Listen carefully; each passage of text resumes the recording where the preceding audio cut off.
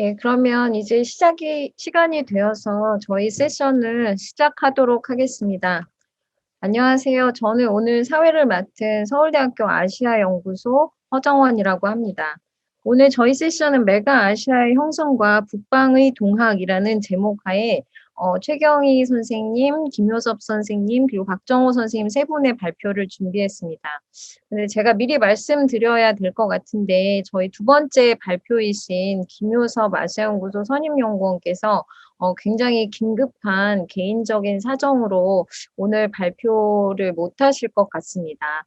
그래서 저희가 그 김효섭 선생님의 발표를 듣지 않은 상태에서 토론이 진행되는 것도 무리라고 생각이 되어서 토론 선생님의 의사를 존중해서 이제 김효섭 선생님과 그 토론 선생님의 순서를 그러니까 없게 되었어요. 그래서 아주 안타깝지만 그렇지만 이제 나머지 두 선생님이 그리고 두 분의 토론 선생님께서 충분히 시간을 사용하실 수 있다는 점을 미리 말씀드리겠습니다. 이게 네, 슬픈 소식에는 기쁜 소식이 따라올 수도 있어요. 네, 그래서 그 점 미리 말씀드리고요. 너무 시간에 이렇게 염려하지 마시고 시간이 다 되는 걸 염려하지 마시고 진행을 해주시면 감사하겠습니다. 먼저 첫 번째 순서는 최경희 서울대학교 아시아연구소 HK 연구교수님께서 아세안의 연계 전략과 북방 루트, 즉 메가 아시아적 접근이라는 제목으로 발표를 해주시겠습니다. 저희 아시아연구소의 HK 사업단이 이번에 새로 출범하게 되었고 저희의 아젠다 중에 아주 가장 큰 부분을 차지하는 것이 메가 아시아라는 개념입니다. 이것에 대해서 저희가 지금 뭐 그 메가 아시아의 개념이라든지 그 형성이라든지 동학에 대해서 알고 있다고 상정하는 것이 아니라 메가 아시아라는 개념을 우리가 모두 다 찾아가고 탐색하고 조망해가는 그러한 과정에서 오늘 특히나 최경희 박사님께서 말씀해 주실 부분이 이제 신남방과 신북방을 이어가는 그런 부분에서 메가 아시아적 관점이 큰 의미를 가지는 발표가 될 것이라고 생각합니다. 네, 최경희 박사님 시작해 주십시오. 네.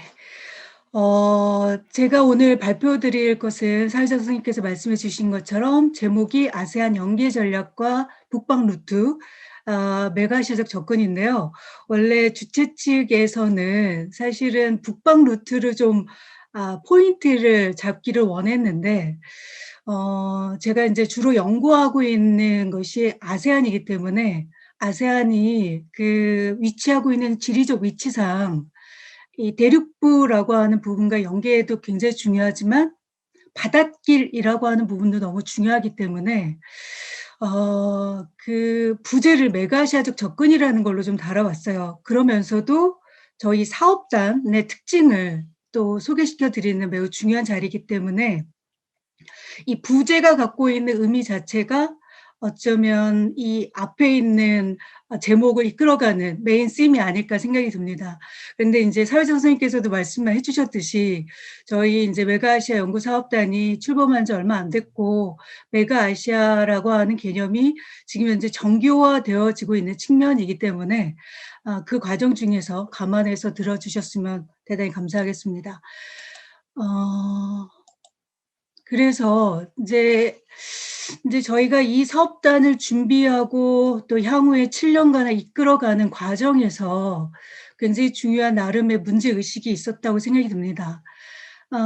근데 이제 코로나19라는 이제 새로운 경험을 하면서 어쩌면 이 문제의식이 더 우리에게 더 빨리 앞당겨져 왔다고 생각이 듭니다. 그래서 코로나19 이전부터 이후까지 이제 변화해야 하는 세계 질서라고 하는 측면에서 우리는 무엇을 고민해야 될까라는 거죠. 그 중심에는 이제 아시아가 굉장히 중요한 역할로 부상했다라고 하는 라이징 아시아, 또 21세기 시대는 아시아 시대라고 하는 그 아시아의 정치 경제적 중요성의 부각이라는 부분을 우리는 작년부터 이제 최근에 많은 컨퍼런스에서 얘기되고 있다는 거죠. 그래서 우리가 지금 이제 첫 번째 세션에서도 그런 얘기 많이 했는데 인도 전략에, 그러니까 일본의 전략에 대해서도 얘기했었고 중국에 대한 얘기, 그러면서 인도 태평양 또는 아시아 태평양이 강대국들의 전략 경쟁이 되고 있는 그 지역이라는 거죠. 그래서 그러니까 제가 생각하는 건 뭐냐면 현재의 아시아의 모습에서는 사실은 대안성을 찾기가 너무 어렵다. 제가 인제 원고에 글에서도 썼는데 사실은 아시아의 부상이라는 측면에서 중국과 인도라고 하는 역할이 매우 중요한데 이제 올해 작년부터 그 두 강대국이 굉장히 지금 이제 싸우고 있는 거죠, 소위 말하면. 그래서 제가 이런 그러니까 글에도 썼는데 현실의 아시아와 기대하는 아시아 사이의 갭이 엄청나게 크다라는 거죠.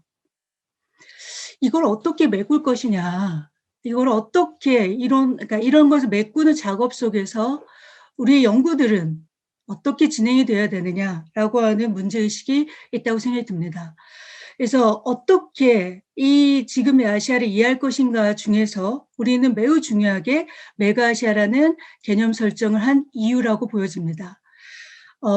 그래서 저희 인제 2020년이죠. 올해 인제 메가아시아 사업단이 발족한 과정 이전에 사실 이런 변화에 대한 이론적 논의라고 하는 부분들이 꽤 진행되어 왔다고 볼 수 있습니다. 제가 생각하는 인제 우리 연구소에서도 아시아 연구소도 인제 네트워크로 보는 아시아라고 하는 연구들이 꽤 진행되었었죠. 그래서 네트워크 이론이라는 것 자체가 굉장히 일반화됐고 이것을 인제 국가와 지역과 지역을 연결시키는 이론으로 굉장히 많은 연구가 진행되고 있는데 현재 한국에서는 주로 동북아 네트워크를 중심으로 하는 인식이 있기 때문에 어떤 측면에서 네트워크로 보는 아시아라고 하는 것의 메가아시아적인 확장 이것도 굉장히 중요한 거죠. 또 하나는 인제 저희가 인제 이 장경섭 선생님의 아시아의 아시아화라고 하는 아주 짧은 논문이 있어요. 그런데 이 논문을 읽어보니 굉장히 의미가 있는 건 뭐냐면 그러니까 소위 말하면 21세기 아시아 시대에 대해서 '아시아는 준비되어 있느냐.'라는 그 질문에 대한 답을 나름 단상을 제시하고 있습니다. 그래서 아시아의 아시아화라고 얘기했었을 때 이루어내야 될 단계가 있다는 거죠. 그 이루어내야 될 단계의 과정은 무엇을 의미하냐면 그 과정에서 아시아 국가들과 사람들의 내적 통합 자체 그러니까 아시아 내의 내적 통합성이 굉장히 높아져야 되고 지속 가능한 경제적, 사회적, 문화적 진보를 아시아 내에서 소위 말하면 근대화 그러니까 아시아라고 하는 것이 현실의 아시아와 기대의 아시아 사이의 갭이 존재한다고 그랬잖아요. 그렇기 때문에 아시아는 21세기 아시아 시대를 만들기 위해서는 근대화되어야 될 많은 요소들이 많고 그것이 아시아 국가들 내에서 상호작용 속에서 이루어져야 된다라고 하는 짧은 글이지만 제가 앞에서 얘기했었던 현실의 아시아와 기대의 아시아의 간극을 메울 수 있는 하나의 답이 될 수 있는 거죠.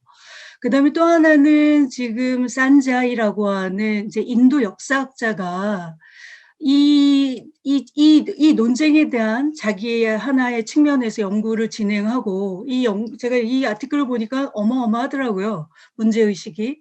그래서 아시아 시대의 원아시아냐 매니아시아냐라고 하는 이 주도라고 하는 논쟁에는 중국적 시각과 인도적 시각의 경쟁이 부딪히고 있더라고요. 그래서 산자이는 인제 인도의 역사학자적인 측면에서 봤었을 때 인도 문명이 갖고 있는 의미에 대해서 깊이 있게 해석하고 있습니다.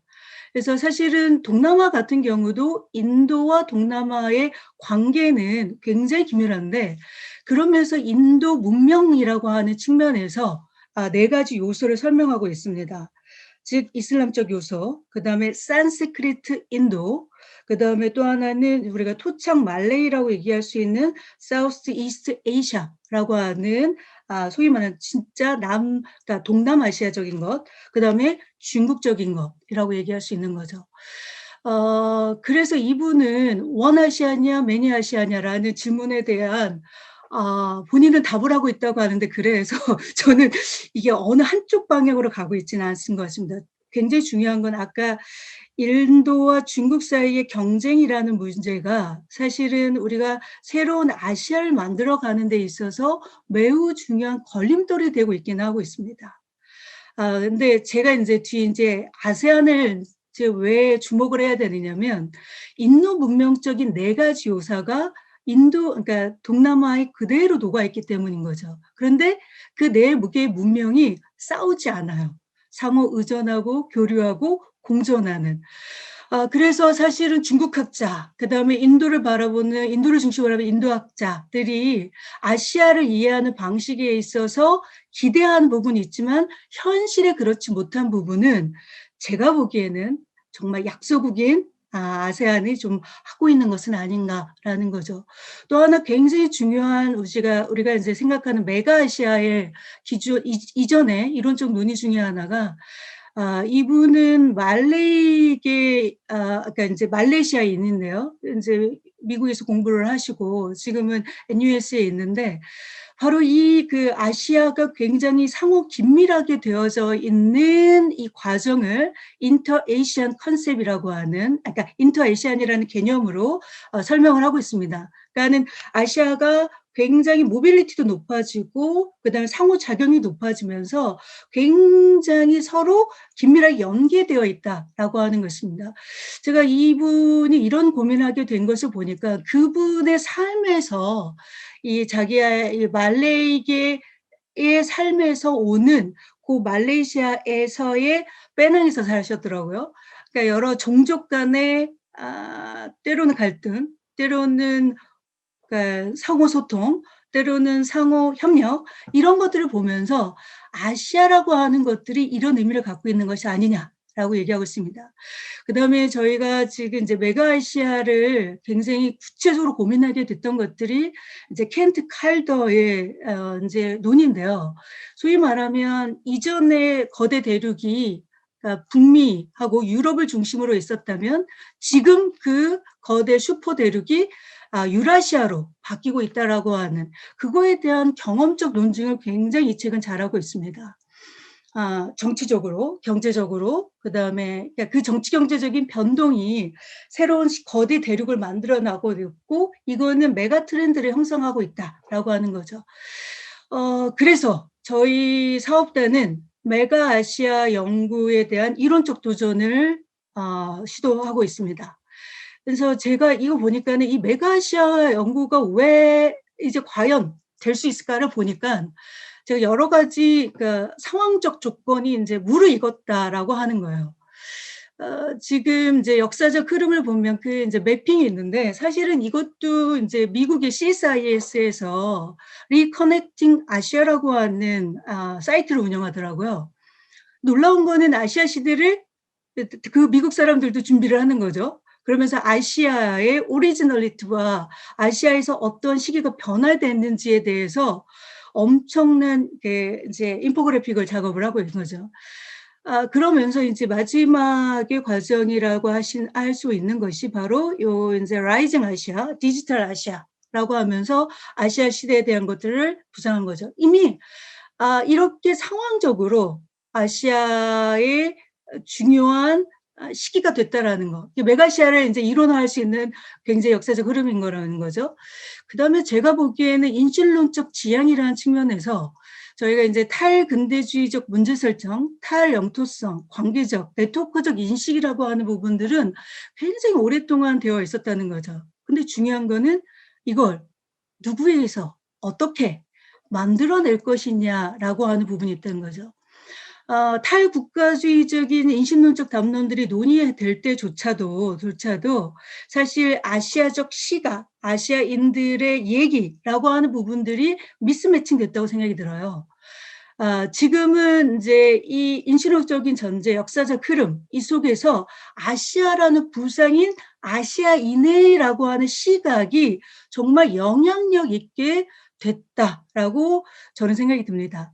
그래서 인제 제가 나름 좀 생각을 해 봤어요. 그래서 사실은 인제 오늘 나영훈 선생님께서 토론을 해 주실 텐데 이 발표문에는 이런 이제 개념 정의가 없는데 쪼끔 이 발표를 준비하면서 한번 생각을 해 봤죠. 왜냐면 요거는 인제 저희가 서울대 아시아연구소에서 발족 기념 세미나를 하다 보니까 어떻게든 메가아시아라는 개념에 대해서 뭔가를 얘기를 해야만 앞으로 논의가 진전될 수 있을 것 같다라는 생각을 했죠.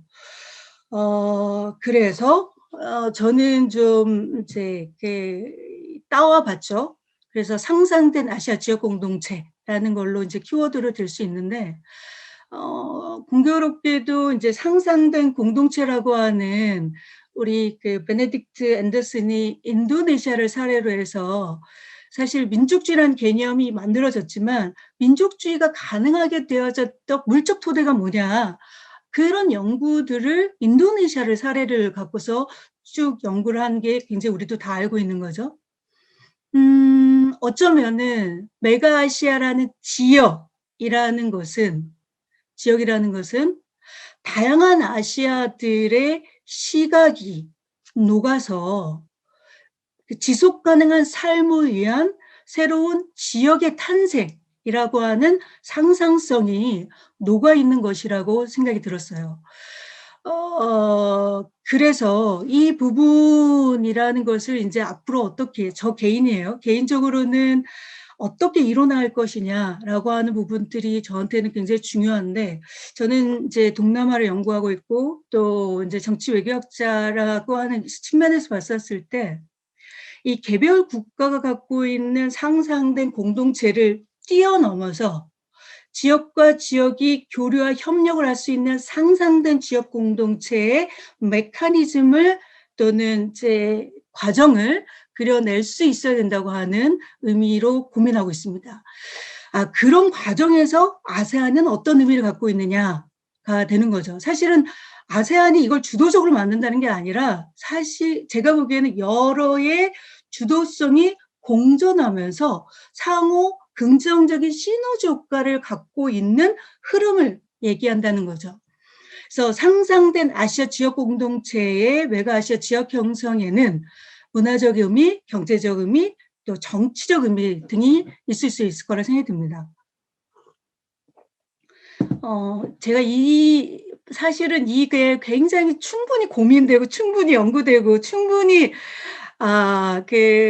제가 준비되었으면 이렇게 목마르지는 않을 것 같아요. 그런데 이제 이게 12월 저희 7일 날 저희 발족 기념 세미나 하고 난 다음에 조금 더 이거를 개념을 한 번 더 진전시켜 보야겠다 생각을 하다가 막 이렇게 했는데, 그래서 이 발표 원고에도 당연히 없는 거고요. 그리고 인제 앞으로 써야 되는데, 근데 이게 새롭지는 않을 거라 생각이 듭니다. 그러니까는 이제 문화적 의미라고 얘기했었을 때는 아까 이 산자이라고 하는 인도 역사학자가 얘기했듯이 인도 문명이라는 것이 굉장히 복합적이라는 거죠. 저는 이렇게 모자이크적인 문화라는 거죠.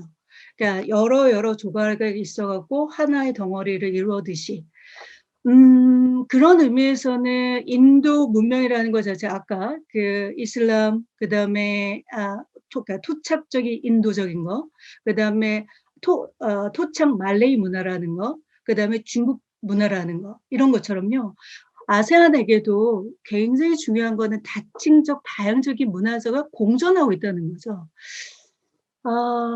사실은 이 부분들을 어떻게 현실화할 것이냐라고 하는 부분들이 우리가 상상을 통해서 만들어내는 지역 공동체가 이 문화적 다층성, 다양성이 꽃피우는 것을 의미한다는 거죠. 근데 왜 이게 안 되느냐라고 봤었을 때, 아시아인들의 그러니까 자기를 이해하고 아시아의 타자 문화를 이해하는 데 있어서, 그러니까 아직도 충분히 소통되어 있거나 아직도 충분히 연구되어 있거나 이렇지 않다라는 거죠.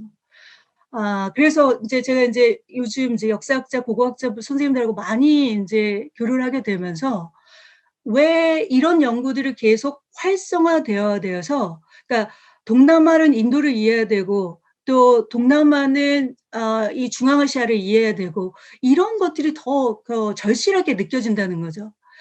어떤 면에서는 우리가 이 메가아시아라고 하는 것을 지역을 형성하는 데 있어서 필요한 교육 프로그램들이 동반되고 있어 저희가 준비하는 것도 이런 의미라고 보여집니다. 사실 내가 메가아시아 연구자가 되는 것이 메가아시아를 깊이 있게 이해하는 과정과 연관되어 있기 때문인 거죠. 두 번째로는 경제적 의미인데요. 그러니까 저는 여기에 요즘 서울대 아시아연구소에 정치경제학 연구하시는 선생님들은 그러니까 다양한 자본주의라는 걸로 얘기를 하고 있습니다. 자본주의라는 것이 영미식 자본주의만이 있는 것이 아니라 국가별로 굉장히 이제 자본주의도 다양하다는 거죠. 저는 인제 이슬람권을 인제 연구를 하는 과정에서 인제 이번 주 금요일에도 인도네시아의 샤리아 경제, 즉 이슬람 경제에 대해서 그중에서 그 사회적 금융에 대한 발표를 할 텐데요. 인도네시아가 지구상에 인제 최대로 많은 무슬림을 보유한 국가이거든요. 12.7% 정도. 전체 지구적 차원에서. 그래서 이 무슬림이 그 종교적 의무로 내는 2.5%의 소득이 사회 전반적인 경제 메커니즘에 그러니까 이게 구도를 만들어 내려고 하는 것이 샤리아 경제이거든요.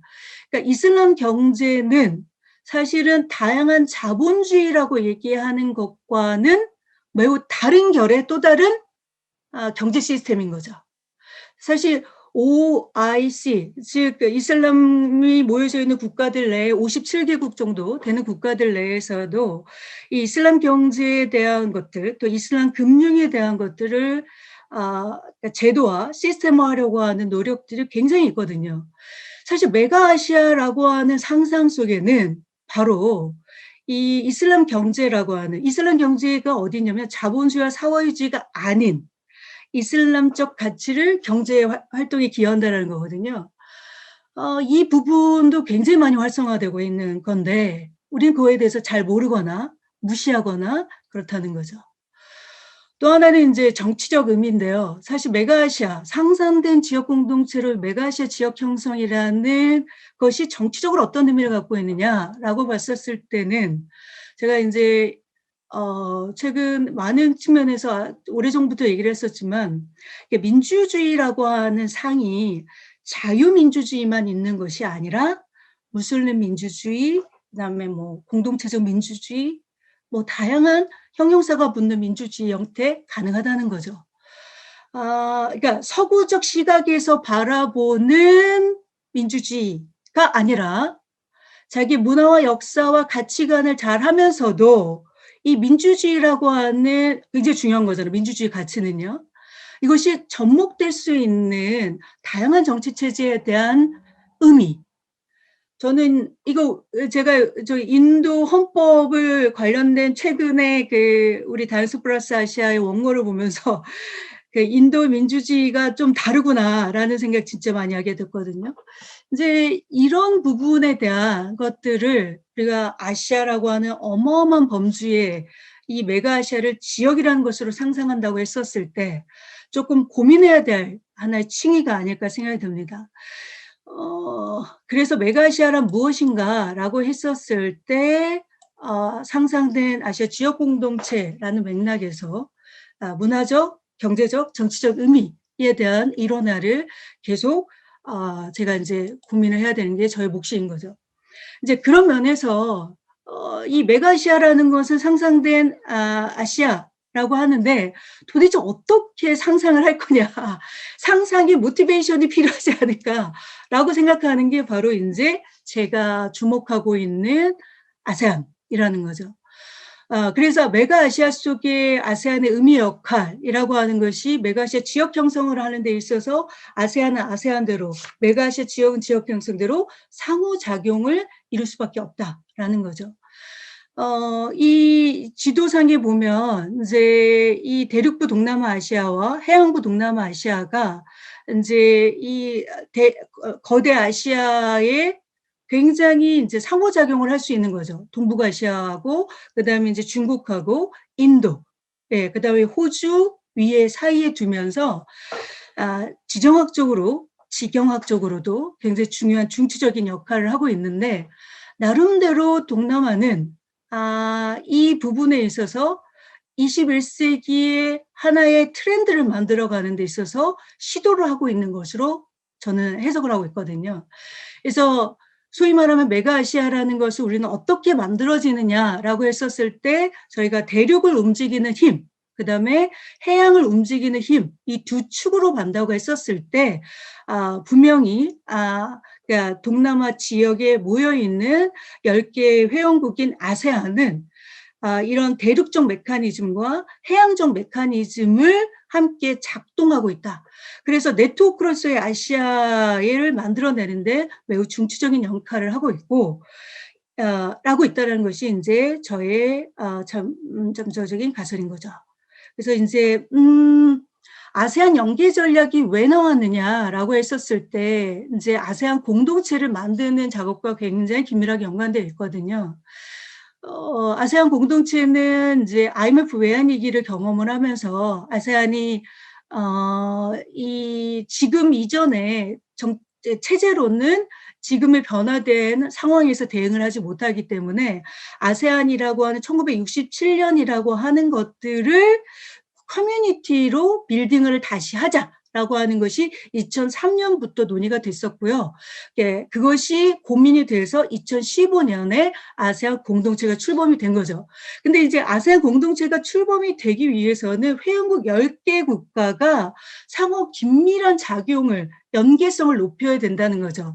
그래서 2009년에 블루프린트가 나오고 2010년에 정상회의에서 채택된 것이 아세안의 연계 전략으로 이해하시면 되고, 아세안 공동체가 출범되고 난 다음부터 2025년에 비전을 함께 제시하면서 두 번째 업그레이드 버전이 나온 거죠.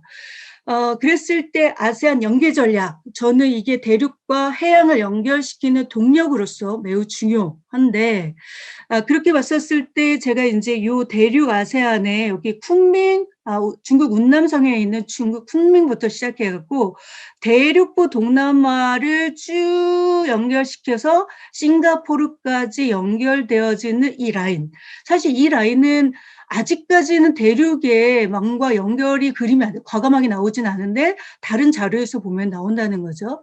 사실 싱가포르 쿤밍 철도는 바로 대륙을 연결시키는 매우 중요한 중추 역할이라는 거죠. 그 다음에가 이제 해양부에 있는 국가들을 연결하는 전략들. 그래서 저는 어떻게 생각하냐면요. 대륙부 아세안 네트워크를 연결시키는 것은 당연히 북방 루트와 연결되어진 거고요. 그다음에 해양 네트워크로 연결되어진 이 선은 이쪽으로도 갈 수도 있고 이쪽으로도 갈 수 있는데, 제가 이 북방 루트의 결합 가능성이라고 얘기하면 당연히 중국과 해양 루트의 결합 가능성, 그다음에 아세안과 한국의 또는 일본의 결합 가능성.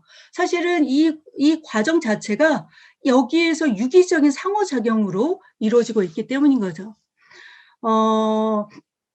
오늘은 이제 발표문에도 굉장히 자세히 안 다뤄져 있는데, 제가 이제 상상된 아시아 지역 공동체라고 하는 것들이 그 아세안 커뮤니티를 중심으로 어떤 모티베이션이 될 수 있을 거다라고 얘기하는 이유는, 사실 아세안의 그러니까 아세안 공동체의 세 축인 정치안보, 경제, 사회문화 공동체를 조금 더 깊이 있게 설명한다면, 아까 정치적으로, 경제적, 사회문화적으로 어떤 의미에서 메가아시아의 하나의 모델이 될 수 있는지를 얘기할 수 있다는 거죠. 예를 들면 이 아세안 정치안보 공동체는요, 핵심적으로는 주권의 상호 존중에 기초해서 절대적으로 폭력, 전쟁을 하면 안 된다라는 게 명시되어 있어요. 사실 이게 단순한 것 같고 너무 쉬운 것 같지만, 사실 1967년에 아세안이 5개가 만들어지고 그다음에 10개국이 되고 그다음에 대화 상대국의 10개가 되고 또 소위 말하면 ARF나 EAS라고 하는 글로벌 액터로서 활용할 때 이 아세안을 만들어냈던 가장 고유한 정신이 확대된다고 보여지면 돼요. 주권이 존중되어지면서도 평화적으로 이 문제를 해결하는 메커니즘인 거죠. 이 부분이 그 아세안이 갖고 있는 대외적인 전략에서도 그대로 녹아 있다고 볼 수 있다는 거죠. 저는 앞으로 이 부분에 대한 이제 상세한 이론적 또 설명을 통해서 그 의미들을 더 부각할 계획을 갖고 있습니다. 그래서 지금 이제 아까 이제 메가아시아라고 하는 지역이 형성되는 데 있어서 아세안 연계 전략 중에서 대륙 아세안 연계 전략이라는 것이 싱가포르 쿤밍 레일 링크라고 하는 싱가포르 쿤밍 철도 연결이라고 하는 전략으로 되어져 있는데, 제가 이거를 2009년에 처음 봤었을 때는 굉장히 심플한 지도로 나타났었는데, 이 부분이 이렇게 시대적으로 되면서 굉장히 복잡하게 발전이 되고 있습니다.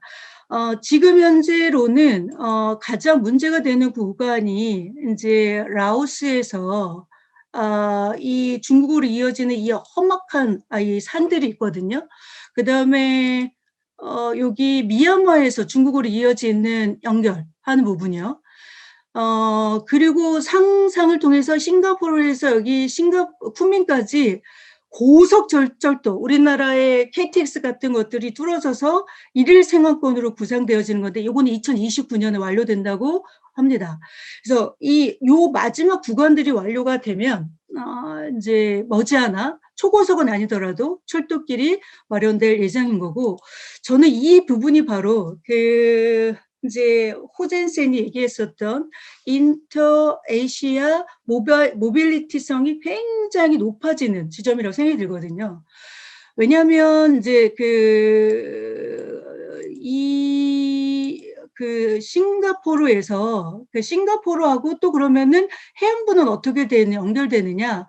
이미 싱가포르와 수마트라 섬과 그다음에 인도네시아 바탐이라고 하는 지역은 거의 하나의 경제 생활권이거든요. 그래서 싱가포르 마지막으로 이어지는 대륙부 동남아와 해안부 동남아를 연결하는 것은 계획도 있고 지금 실행도 되고 있다는 거죠. 제가 뒤에 이제 해안부 연계 네트워크 같은 경우는 47개 해양 항구 도시 연결로만 이제 언급되어 있는데, 그렇지는 않고요.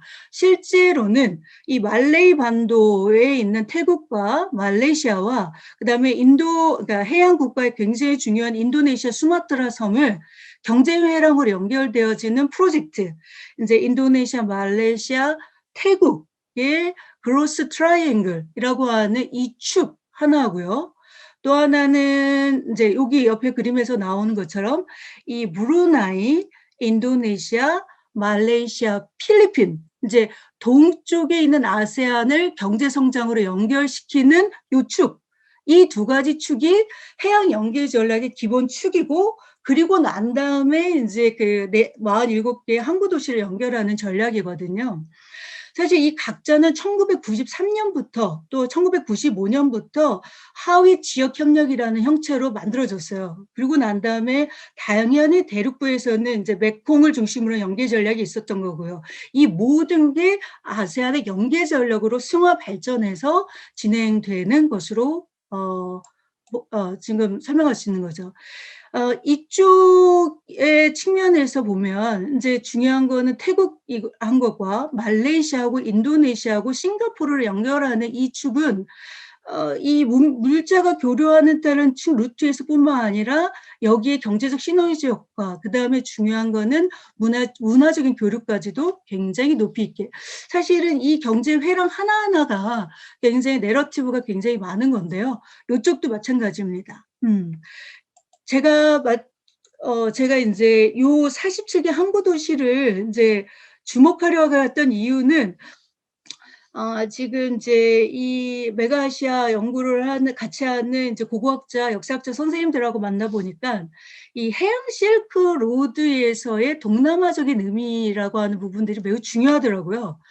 그래서 이제 이런 연구들을 하기 위해서 지금 현재 이 중요한 항구를 거점으로 해서 과거를 도스러가는 연구를 하면 얼마나 좋을까라고 얘기하는 저희 잠재적인 가설이 있는 거죠. 그래서 여기 보시면은 요 물라카 해협을 통해서 남중국해 바다로 하는 이 루트, 그다음에 인도양에서 순다 해협으로 거쳐서 오는 이 남중계라는 루트, 이것이 여전히 그러니까 고대부터 지금까지도 굉장히 중요한 물자 문명의 교류 루트였다는 거죠. 사실은 이 부분을 아세안이 정확하게 본인의 지정학적 위치, 그러니까 지경학적 위치를 정확하게 이해하고 있는 거죠.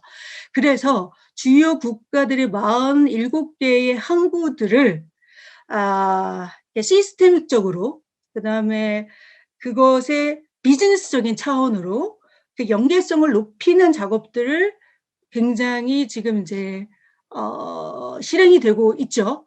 그래서 제가 주목하고 있는 거는 이런 거예요. tanjung 하는 항구라고 얘기하는 거는 바로 이제 자카르타의 가장 인근에 있는 항구이고, 이것이 바로 네덜란드가 여기 지역을 굉장히 지대하게 영향을 미쳤었을 때 첫 번째 들어가는 항구라고 하는 거죠. 또 여기에서 중요한 거는 팔름방, 팔름방이 있죠. 팔름방. 이 팔름방 항구라고 하는 스리비자의 중심 도시, 이 스리비자라고 하는 것은 고대 해양 루트 중에서 매우 중요한 부분이거든요. 그다음에 뭐 말레이시아 같은 경우는 페낭, 말루쿠 이런 부분들이 굉장히 중요한 거점이고, 사실 브루나이 자체 하나가 하나의 항구적인 의미를 갖고 있거든요. 그래서 이 현재의 해양 연계 네트워크가 고대 해양적인 연구가 어떤 의미를 갖고 있는지를 사실 깊이 있게 연구하는 것들이 굉장히 필요하다는 거죠. 요것도 이제 지금 진행되어지는 비즈니스적인 차원의 의미가 고대 문명사적으로 어떤 의미를 갖고 있는지는 이제 저희의 남아있는 마지막 과제라고 할 수 있는 거죠. 그래서요, 제가 이제 이 원고에서는 조금 이런 얘기들 자세히 얘기를 하고 있는데, 마지막으로 이제 말씀드리자면, 제가 왜 아까 이제 산자이 얘기라든가, 그 다음에 이 산자이 얘기가 굉장히 그 논쟁적일 수 있는데, 인도적인 퍼스펙티브하고 중국적인 퍼스펙티브가 굉장히, 지금 우리가 미국과 중국 간의 갈등만이 아니라 아시아 시대를 논의하는 데 있어서 인도 문명적 해석하고 중국 문명적 해석이라고 하는 부분들이 매우 중요한데, 사실 최종적인 답변은 그런 거잖아요. 공존, 그리고 상호 존중, 그리고 서로 문화의 꽃을 어떻게 피워나갈 것이냐라고 하는 부분이라는 거죠. 이 지금 요 부분이 그 인도네시아에서, 아까 이제 동남아에서 여기 뭐 라마야나의 그 지금 이제 공연들이 인도네시아 족자카르타에서 밤이면 밤마다 일어나는 라마야나 발렛 공연이거든요. 그다음에 요것도 이제 앙코르와트 사원이고요. 이거는 아유타야 왕국인데요. 이것을 보면은 동남아에는 굉장히 인도 문명적인 요소가 굉장히 영향을 맞춰서 지금까지도 현대 동남아에 영향을 주고 있다는 거죠. 그다음에 또 하나는 이 부분이 뭐냐면 이제 중국계 이주 노동자 쿨리의 모습이거든요.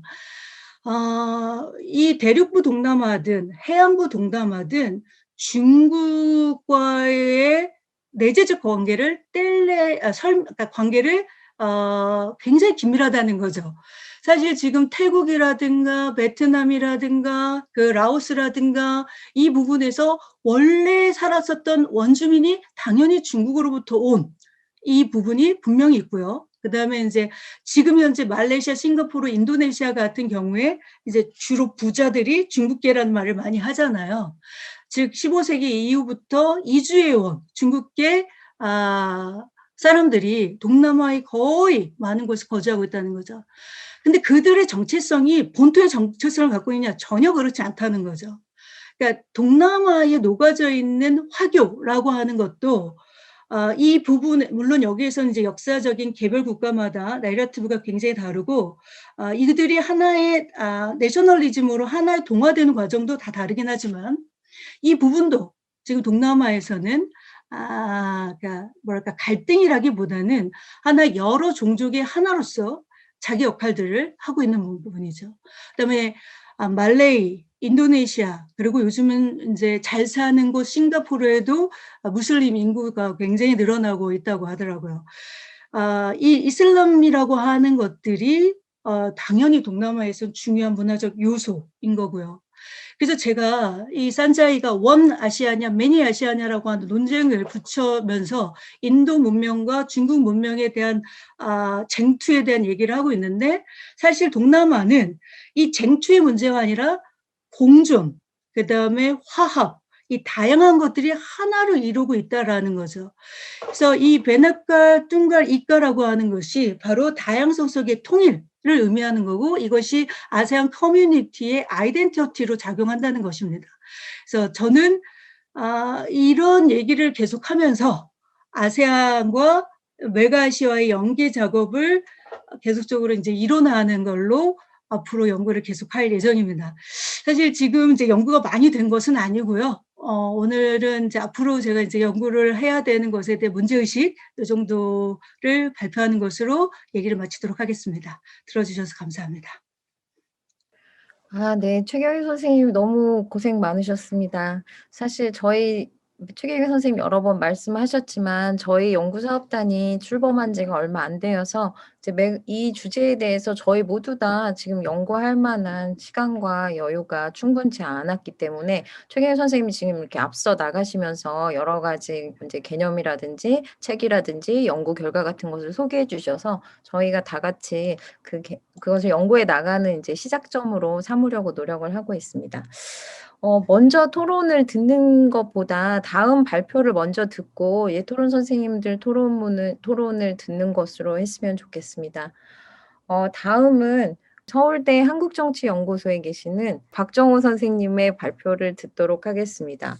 박정호 선생님께서는 한반도와 북방경제협력이라는 주제로 오늘 좋은 말씀 해주시겠습니다. 네, 조금 전까지 계시는 걸 제가 봤는데 잠시 자리를 비우신 것 같아요.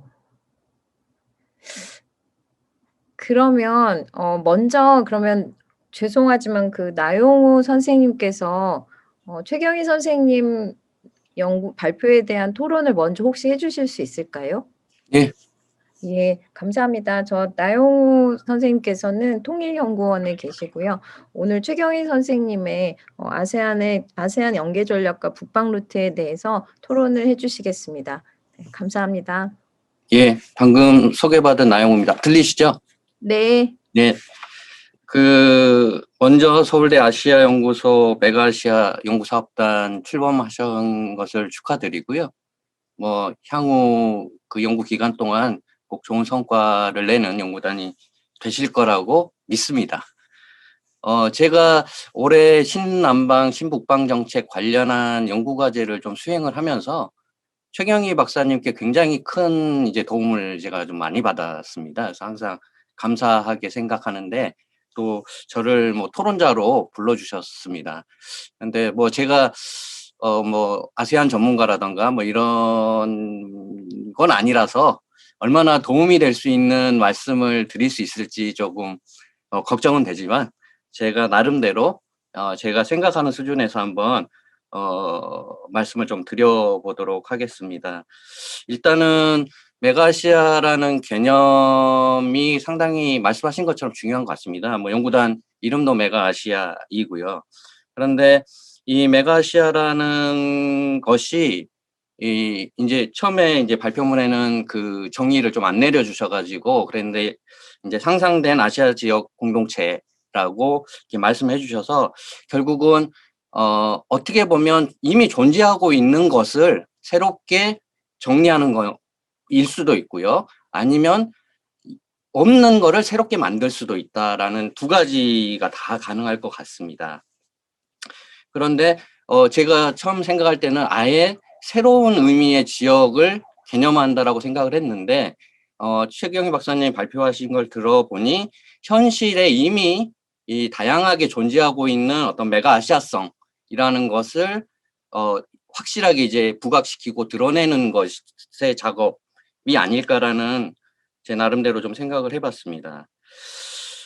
이 연구 자체는 상당히 특히 이제 메가아시아라는 개념화 속에서의 어떤 아시안의 역할, 특히 연계성이라고 하는 아세안이 갖고 있는 가장 큰 장점이라는 연계성이라는 차원에서 아세안이 이 북방과 그러니까 메가아시아 지역을 형성하는 데 있어서 핵심적인 역할을 할 수 있지 않을까라는 지점으로 제가 좀 이해를 할 수가 있었습니다. 특히 이러한 연구는 아무래도 이제 우리 정부 입장에서도 앞으로 12월 얼마 전에 신남방 정책 플러스 전략이 발표가 됐는데 그걸 추진하는 과정에서도 상당히 의미 있게 좀 바라봐야 되는 지점이고 그러한 연구가 아닌가 싶습니다. 그런 점에서 굉장히 의미 있는 연구가 시작되었다라는 점, 저도 계속적으로 공부를 해야겠다라는 점 생각을 했고요. 어 제가 인제 읽으면서 고민했던 것들은 이 현재 지금 아시아 지역에 공존하고 있는 또는 존재하고 있는 다양한 층위가 있는 것 같습니다. 이러한 층위 속에서의 아시아란 현실, 이것을 메가아시아로 표현했다기보다는 뭐 '새로운 지역인가?'라는 생각, 새로운 지역으로서의 아시아, 메가아시아를 재구성해야 한다라는 것을 강조하고 있으신 게 아닌가 싶습니다. 그렇다면 그 메가아시아라는 개념이 결국 아시아 지역이 추구해야 할 최종적인 지향점이라는 목표라고도 할 수 있을 것 같습니다. 그런데 왜 이 메가아시아라는 새로운 지역 개념이 필요한지에 대한 고민이 좀 필요할 것 같습니다. 왜 제가 그 말씀을 드리냐면, 아무래도 저는 그 오늘 최 박사님 얘기를 듣다 보니까 굉장히 서구 중심적 사고를 하는 사람이다라는 생각을 좀 많이 했어요. 근데 어쨌든 지금까지 국제사회를 운영해 왔고 조직해 왔던 그런 질서들을 우리가 쭉 지켜본다면, 결국 이 어떠한 개념이라고 하는 것도 일종의 지식 권력이라는 것이죠. 그런 차원에서 결국은 어떤 새로운 개념을, 지역 개념을 만들어내는 건 역시 결국은 권력이라는 것이 빠지고서 과연 가능할까라는 점이 좀 고민이었습니다. 그래서 이러한 메가아시아라는 새로운 지역화라는 것이 만약에 그러한 권력과 관계가 있어야 된다면 과연 그 주체가 누구인가, 또 대상이 누구인가가 되게 중요한 문제인 것 같습니다.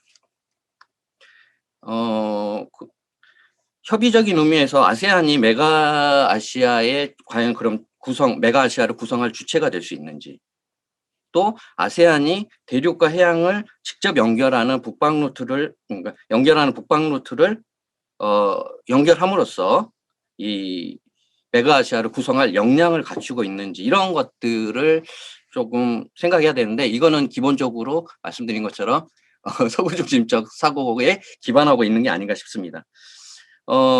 특히 미국과 중국의, 뭐 모두에 말씀하셨습니다. 미국과 중국의 전략적인 경쟁이 심화되는 지역으로서의 라이징 아시아라는 것이 결국은 아시아가 부상을 하지만 그것이 주체적인 의미에서의 부상이라기보다는 대상으로서의 그러니까 대상으로서의 지역의 부상이라는 차원이 되는데, 결국 아세안 지역이 어떠한 영내 질서에 대한 비전을 가지고 있는지에 따라서 아세안의 미래가 좀 바뀔 수 있다라는 점 때문에 지금 현재 구상하시고 계시는 메가아시아가 무엇보다 중요할 거라는 생각이 이제 전체적으로 좀 들었고요. 몇 가지 조금 궁금한 것들을 좀 질문을 좀 드리도록 하겠습니다. 그 발표하는 과정에서는 이 발표문의 내용의 자세한 내용들을 빼신 부분들이 있어서 그거랑 관련해서 좀 질문을 드려보면, 이건 몰라서 제가 질문 드리는 건데요.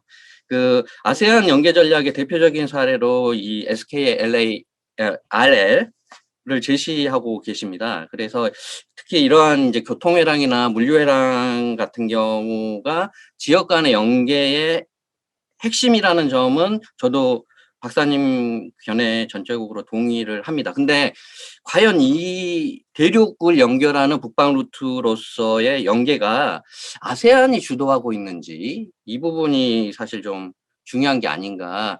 대체로 지금 그 아세안의 연계 구상들이 꼭 그런 건 아니지만 대체로 아세안끼리의 연계 같은 경우는 그렇지 않은 것 같습니다. 근데 아세안과 다른 지역, 예를 들면 중국을 연결한다거나 하는 것을 보면 결국은 그거는 아세안이 주도하기보다는 중국 주도의 연계 전략, 그러니까 중국의 1대1로가 구체화되고 있는 모습이라고 본다면, 이거는 오히려 아세안의 뭐 메가아시아 구상이라기보다는 중국 질서의 확산이라는 차원으로 아세안이 들어가 버리는 게 아닌가라는 생각, 결국은 주체성에 대한 문제이겠죠. 예, 그런 문제가 좀 있지 않은데 그 부분은 어떻게 생각하시는지 좀 여쭤보고 싶고요. 두 번째로 아마 아까 발표 중에 얘기하셨지만 그 47개 항구의 연계성에 대해서 말씀하셨는데 이제 발표문상에서는 그 내용이 조금 구체적으로 안 나와서 단순히 제가 이해할 때는 그냥 포트 투 포트를 연결하는 거, 그러니까 결국은 물류가 연결되는 장소로만 좀 이해가 되더라고요. 만약에 실질적으로 이게 해양 연계 전략의 의미로서의 47개 항구가 연계가 된다면 사실은 어떤 표준화라는 차원, 표준화에 대한 노력들, 뭐 예를 들면 뭐 하역 절차라던가 뭐 아니면은 그 하역 그 뭐 비용이라던가 이런 것들에 대한 표준화 절차들이 좀 진행이 되어야 할 것 같은데 과연 그러면 지금 아세안 국가들끼리 그러한 어떤 표준화라던가 통일화 작업들이 이루어지고 있는지 좀 여쭤보고 싶고요. 세 번째로 여쭤보고 싶은 것은 우리 정부의 신남방 정책이 상당히 이제 본격화되고 한 단계 좀 업그레이드가 됐다라고 평가할 수 있을 텐데 이 지점에서 과연 아세안의 어떤 해양 연계, 그러니까 해양 아세안과 한국의 연계를 좀 강조를 하셨던 것 같습니다. 그랬을 때 과연 어떤 지점에서 우리가 그 아세안 연계 전략과 우리의 신남방이 접점을 이룰 수 있는지. 왜냐하면 사실은 기존의 아세안 지역의 영향력은 최근에 이제 중국이 굉장히 세졌지만 그 전에는 사실 일본의 이 지역 뭐 영향권이라고 해도 과언이 아니었는데 그런 점에서 봤을 때 과연 우리의 신남방 정책과 일본의 인도태평양 구상이라는 것 속에서 과연 우리 쪽으로 그 루트를 끌어들일 수 있는 어떤 매력이라는 게 중국, 일본보다 얼만큼 더 있을까라는 좀 의문이 조금 있고요. 그리고 마지막으로 하나만 더 여쭤볼게요. 하나만 더 여쭤보면 결국 중국 문제인 것 같습니다. 제가 항상 좀 이런 점 때문에 제가 서구 중심 시각을 갖고 있다는 건데요. 그 대륙이 됐든 아니면 해양 루트가 됐든 아시안 지역에서의 영향력을 확대하고 있는 중국은 향후 아세안 국가들을 그러니까 그 1대1로 구상 속에서 사실은 디바이드 앤 룰을 할 수 있지 않을까라는 생각이 좀 들거든요. 그러면서 어떤 자신들의 레버리지를 높이거나 아니면 협상력을 높이는 방식으로 될 수가 있을 것 같습니다. 왜냐하면 현실적으로 중국과 이해가 충돌하는 지점들이 상당 부분 있잖아요. 뭐 영토 문제도 그렇고 영유권 문제도 그렇고 그런 차원에서 아세안의 통합성을 높이기 위해서 이러한 중국의 이중적인 모습 속에서 아세안의 통합성을 높이기 위해서 어떠한 노력들이 필요한지 이런 것도 좀 질문을 좀 드리고 싶습니다.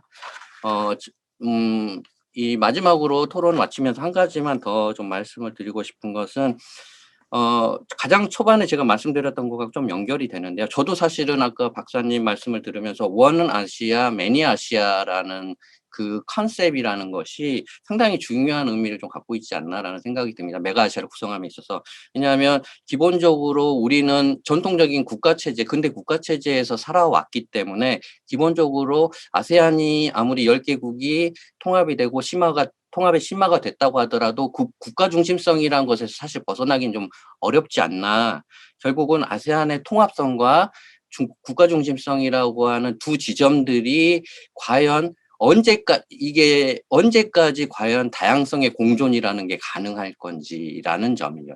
그러니까 유럽 케이스를 좀 보면 어떨까라는 생각이 드는데 유럽의 통합의 심화라는 것이 상당히 빠른 속도로 진척이 됐지만 최근에 나타나는 어떤 브렉시트나 난민 문제나 이런 것들을 봤을 때 결국은 어느 지점에서는 결국은 다양한 문화의 공존이라는 것이 국가 중심성에 의해서 언제든지 파괴될 수 있는 상황들이 존재하기 때문에 과연 이 아세안의 이러한 연계 전략을 통한 어떤 메가아시아라는 구상이라는 것이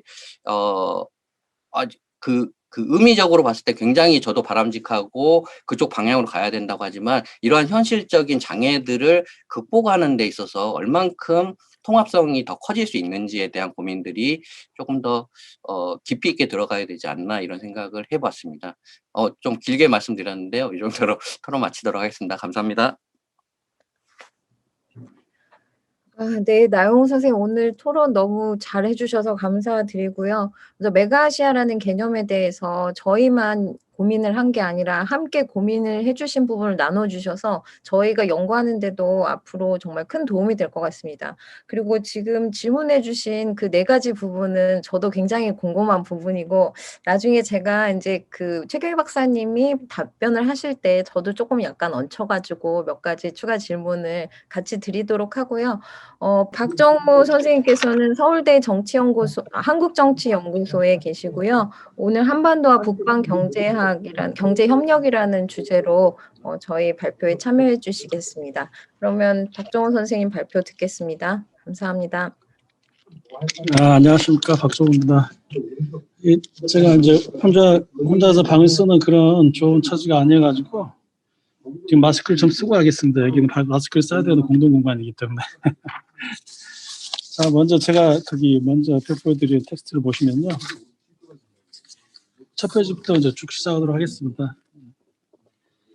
소련 붕괴 이후 한국은 중국, 러시아를 비롯한 동구 국가들과 외교 관계를 부어야 됐죠. 그러면서 이 과정에서 경제협력 기틀을 다지게 됩니다. 문민정부 때는 세계화 정책, 그리고 국민의 정부 때 햇볕 정책, 참여정부 때 동북아 평화 번영 정책, 이명박 정부 때는 자유원화 기화, 그리고 박근혜 정부 때는 유라시아 이니셔티브, 문재인 정부 때는 신북방 정책 등을 통해서 북방 국가들하고 협력 관계를 증진하고 있습니다. 한국 정부는 북방경제협력위원회를 설치를 했습니다. 그래서 이번 정권 문재인 정부 들여가지고 북방 외교부나 기재부에서 산자부에서 다들 이제 통상이나 외교 부분들을 각각 진행하기 때문에 거기에 이제 어떤 컨트롤 차가 필요하다 해가지고 이번에는 거기 신북방 정책을 가열찬 힘찬 추진을 위해서 북방경제협력위원회를 대통령 소속으로 설치하게 됩니다. 여기 외교부하고 통일부, 기재부가 간사기관이 되겠습니다. 산자부에서 파견 나온 국과장들, 공무원들로 이루어져 있죠. 그래서 여기는 북방지역 국가들과 협력이 남북한 정세는 물론이고 주변 국가와 전략적 차원에서 이해관계를 고려해야 된다. 그런 특징을 갖고 있습니다. 그래서 여기 북방지역 국가들과 협력은 진전을 위해서는 주변국 정세를 비롯한 다양한 측면에서 접근하는 게 필요하다. 그래서 현재 한국의 신북방 정책은 정확히 말하면 문재인 정부의 신북방 정책이 되겠습니다. 북방지역 국가들 중에서 유독 러시아하고 국동개발 계획에 많이 집중되어 있죠. 러시아하고 이제 협력을 우선적으로 추진했고 로드맵을 이제 만들었고 러시아하고도 추진하고 있으니까 이제 몽골을 위시한 다른 북방지역 국가들하고도 협력 추진이 좀 가속화돼야 되지 않을까 싶습니다. 그래서 러시아 국동개발 지역의 흑동 지역 개발에서 뭔가 가시적인 성과는 두드러지지 않았습니다. 일단 러시아하고 협상이 좀 어렵고요. 또 이제 최근에 또 북한하고 미국의 대통령도 바뀌었기 때문에 지금 외교 통상 입장에서는 뭔가 크게 눈에 보이는 프로젝트를 추진하는 게 이번에 러시아 하고 바이든 정부하고 관계가 이제 트럼프하고 같지 않기 때문에 굉장히 조심스럽게 좀 들어가는 그런 이제 형국인 것 같습니다. 그렇기 때문에 앞으로도 러시아를 중심으로 한 국동개발 이제 지역 개발에서 러시아를 위시한 그런 이제 프로젝트는 한국과 러시아의 단독 프로젝트는 원활하게 추진하는 것이 아직은 좀 힘들지 않느냐 이번 다음 몇 해에도 그런 생각이 좀 들어봅니다. 그렇기 때문에 러시아와 몽골, 중국 다자 협력 프로젝트가 좀 추진이 돼야 될 필요가 있다 그렇게 저는 생각하고 있습니다. 그리고 이제 러시아하고 이제 계획 중에는 또 북핵 문제, 북방 협력 국가 중에서 특히 몽골은 한반도하고 정치 경제적 협력도 맺고 있고 또 다양한 형태의 공동체를 형성할 수 있는 최적의 여건을 지니고 있습니다.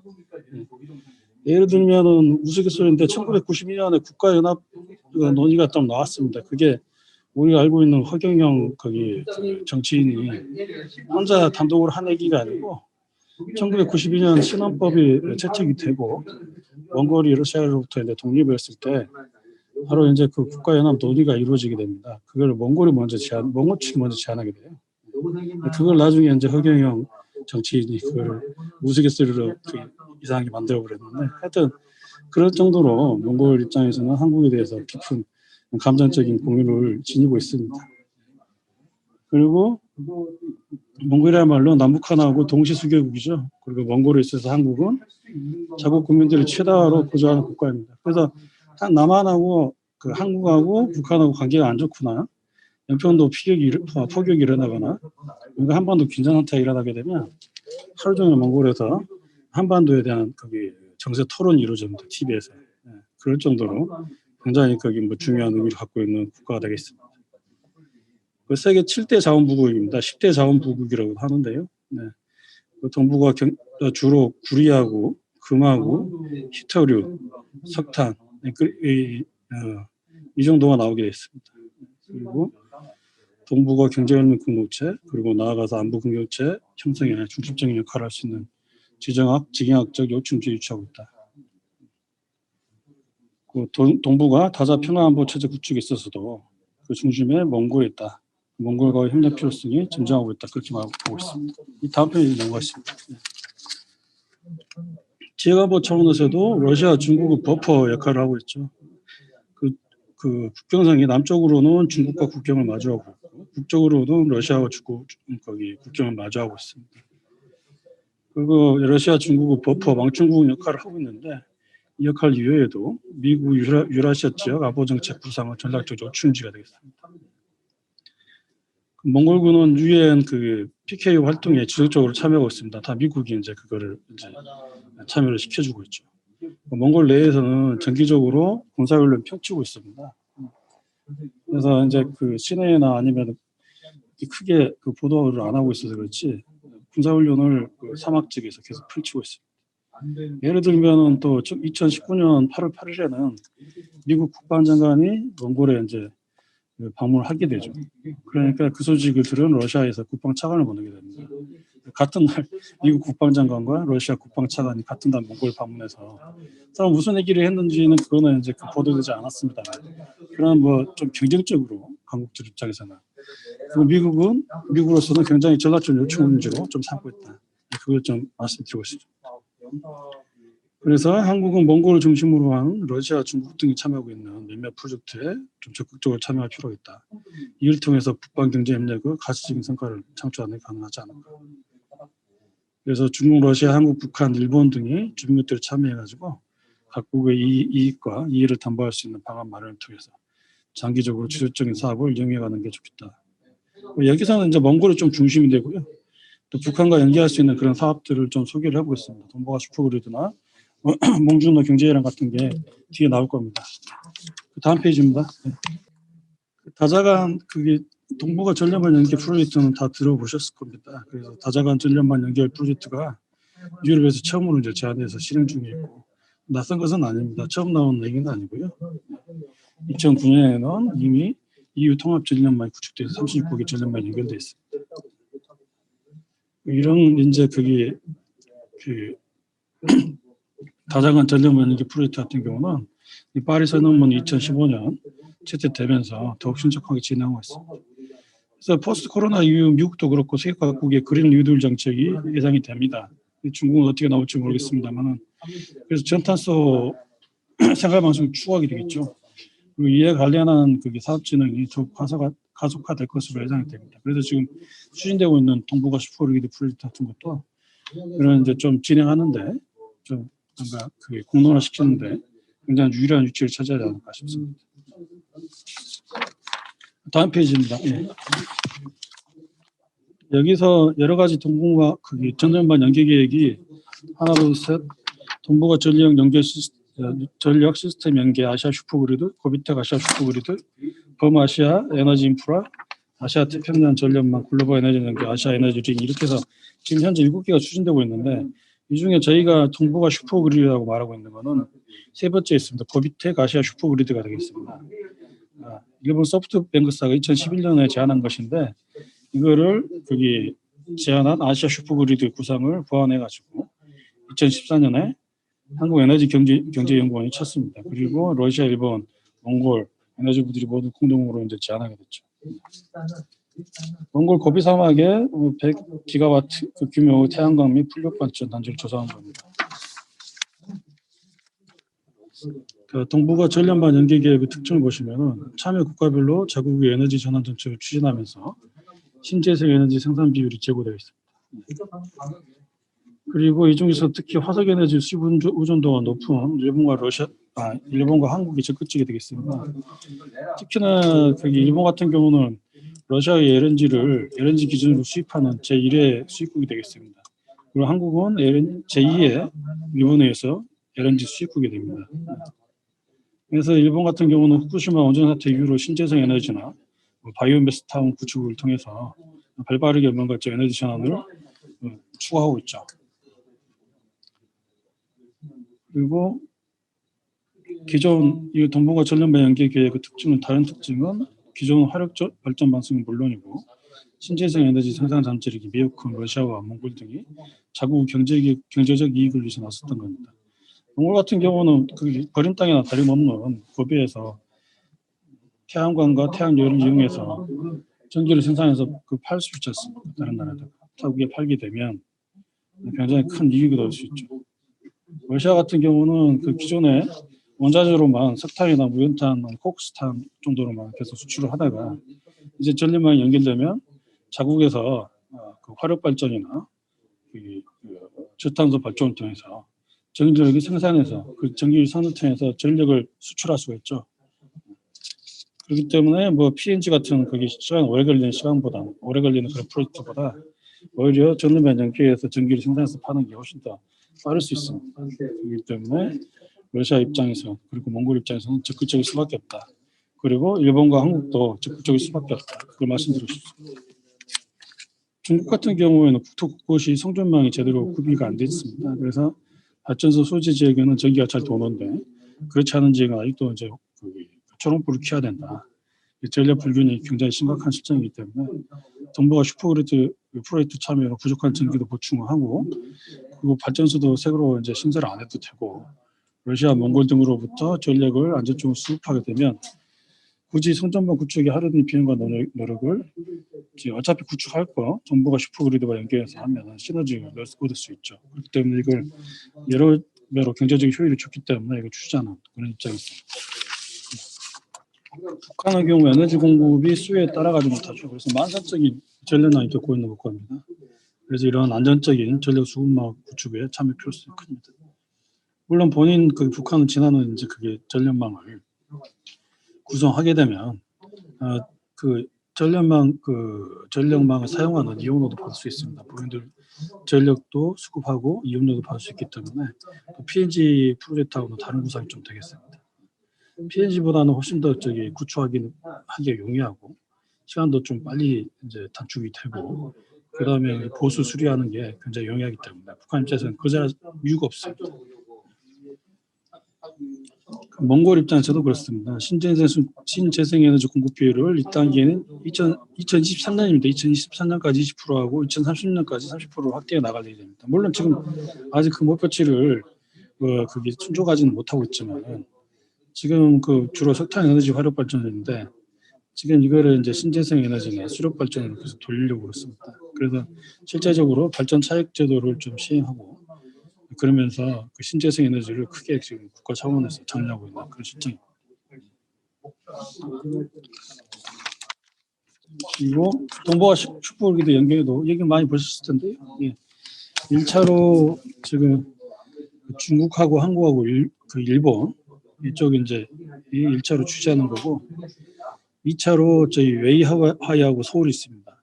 이게 한국 참여하는 공사가 되겠습니다. 굉장히 가깝죠. 웨이하고 서울은. 이런 식으로 좀 점선호된 부분들을 이미 실선호되는 건 설치가 되어 있고 점선호되어 있는 게 실무 설치 필요 전력망이 되겠습니다. 그래서 이게 모자란 부분도 점선호되어 있는 부분을 채우는 게 이렇게 크게 어려운 얘기는 기술적으로 힘든 일은 아닙니다. 그러다가 초고압 직류 송전 방식, HVDC 방식이 개발이 되면서 이 프로젝트가 경제성이 생겼습니다. 그전에는 약간 힘들었죠.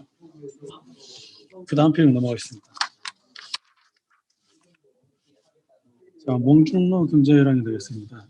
몽골 청원의 길, 중국 1대1로 러시아 동반전체약 등과 아우르는 프로젝트가 되겠습니다.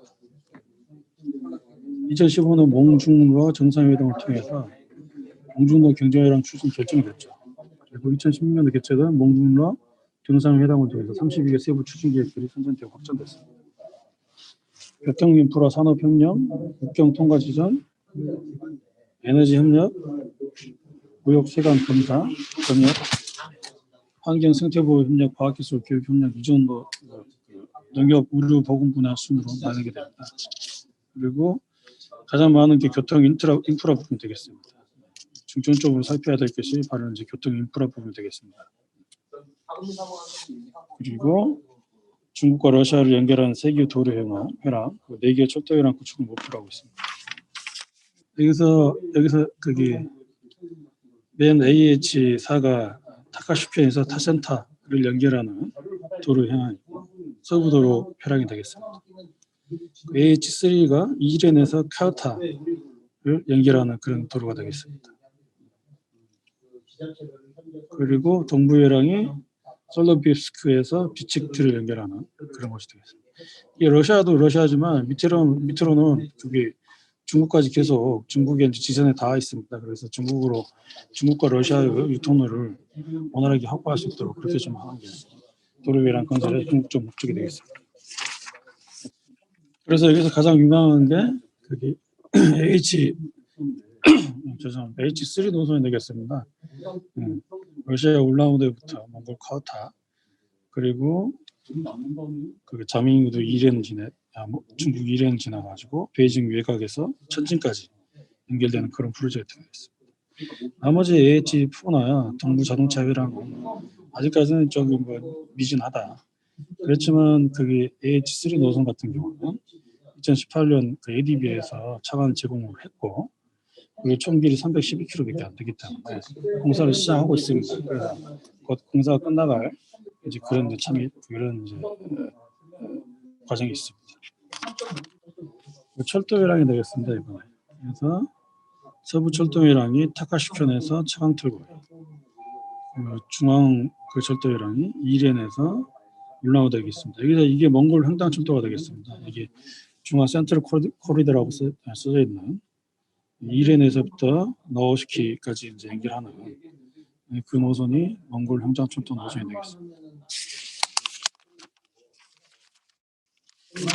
이쪽에 중앙철도회랑 같은 경우는 이미 총 1,816km 정도 됩니다. 근데 스쿠바타르에서 이렌까지 이미 1,100km가 연결돼 있어요, 철도가.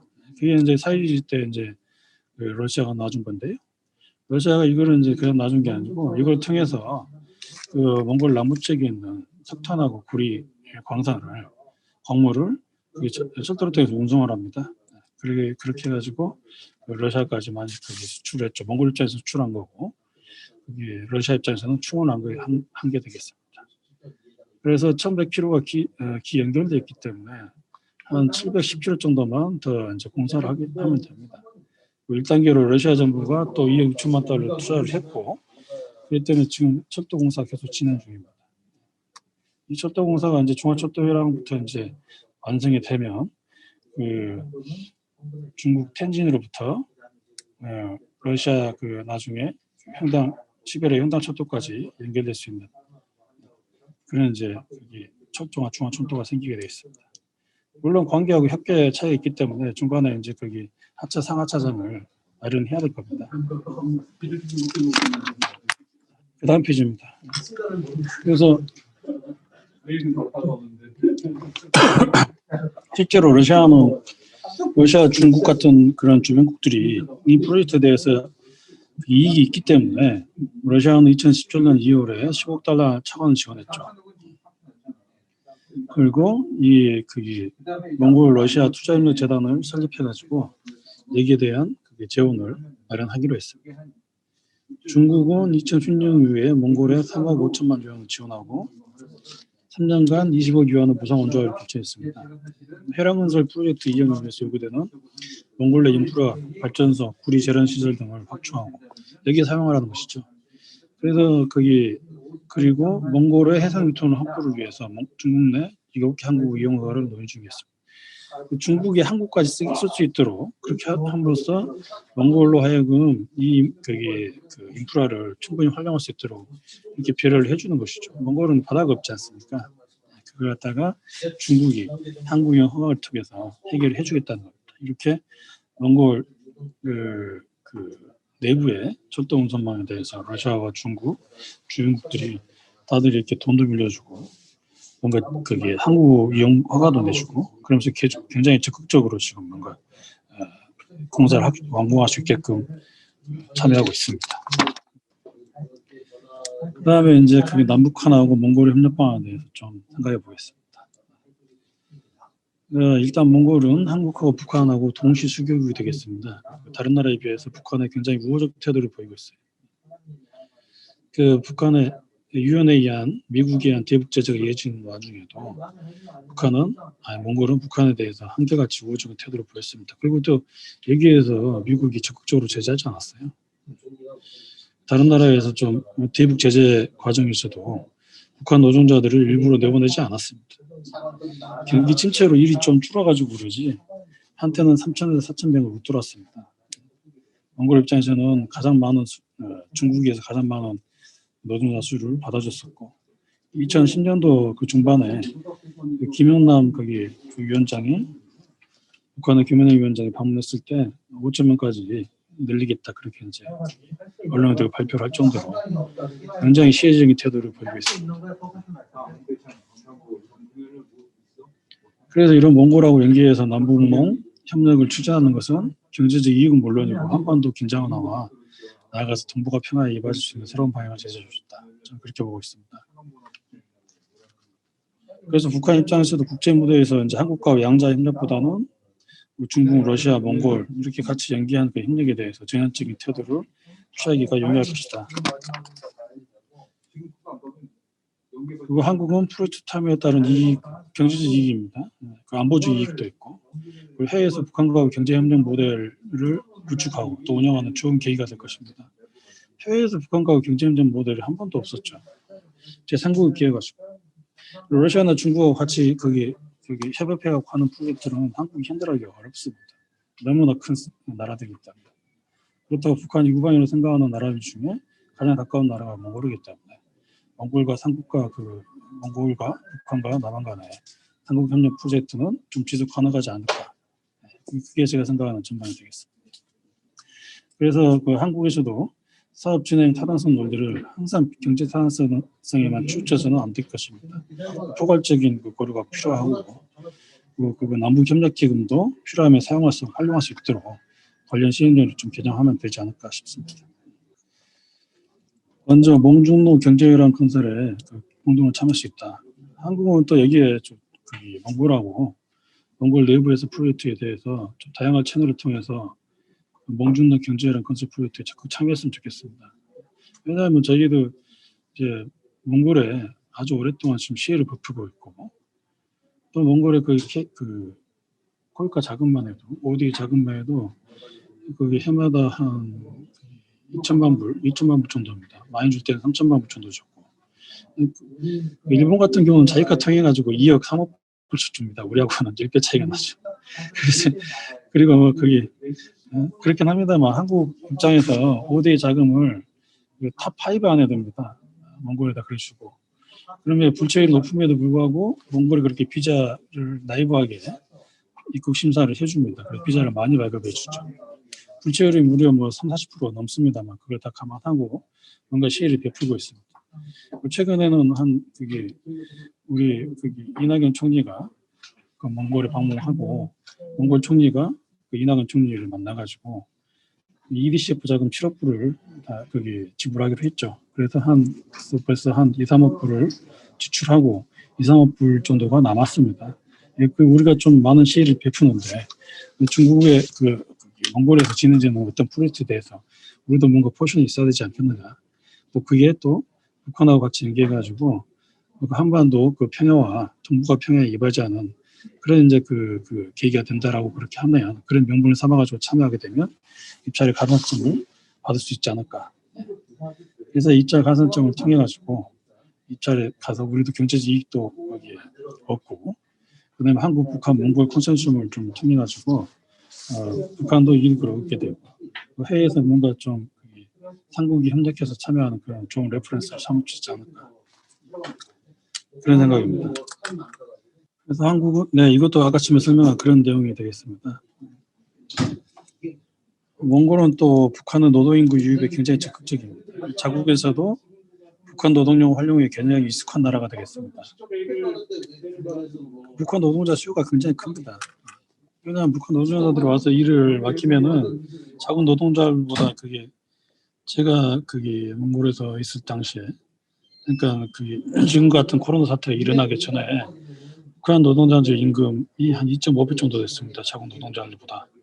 그래도 불구하고 북한 노동자나 혹은 중국 노동자들 많이 쓰죠. 그만큼 더 효율이 높기 때문에 건설 회사 입장에서는 훨씬 더 수요가 북한 노동자 수요를 긍정적으로 바라보고 있다.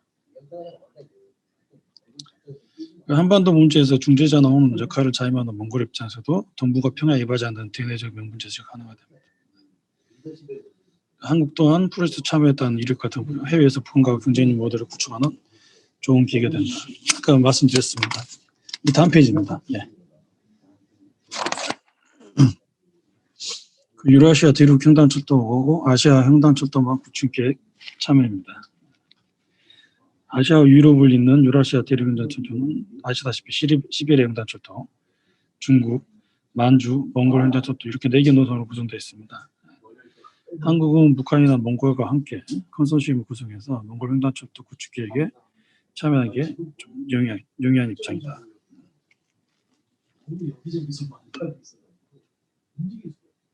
그래서 그 몽골 횡단철도 몽골 내 부속국간 그렇게 이렌에서 나우시키 여기서 이제 정확히 말하면 자밍우드부터 그 나우시키가 그 몽골의 그 몽골 내 부속국간이 되겠습니다. 이게 이제 북한하고 몽골하고 공동으로 참여하는 그런 방안을 강구할 필요가 있습니다.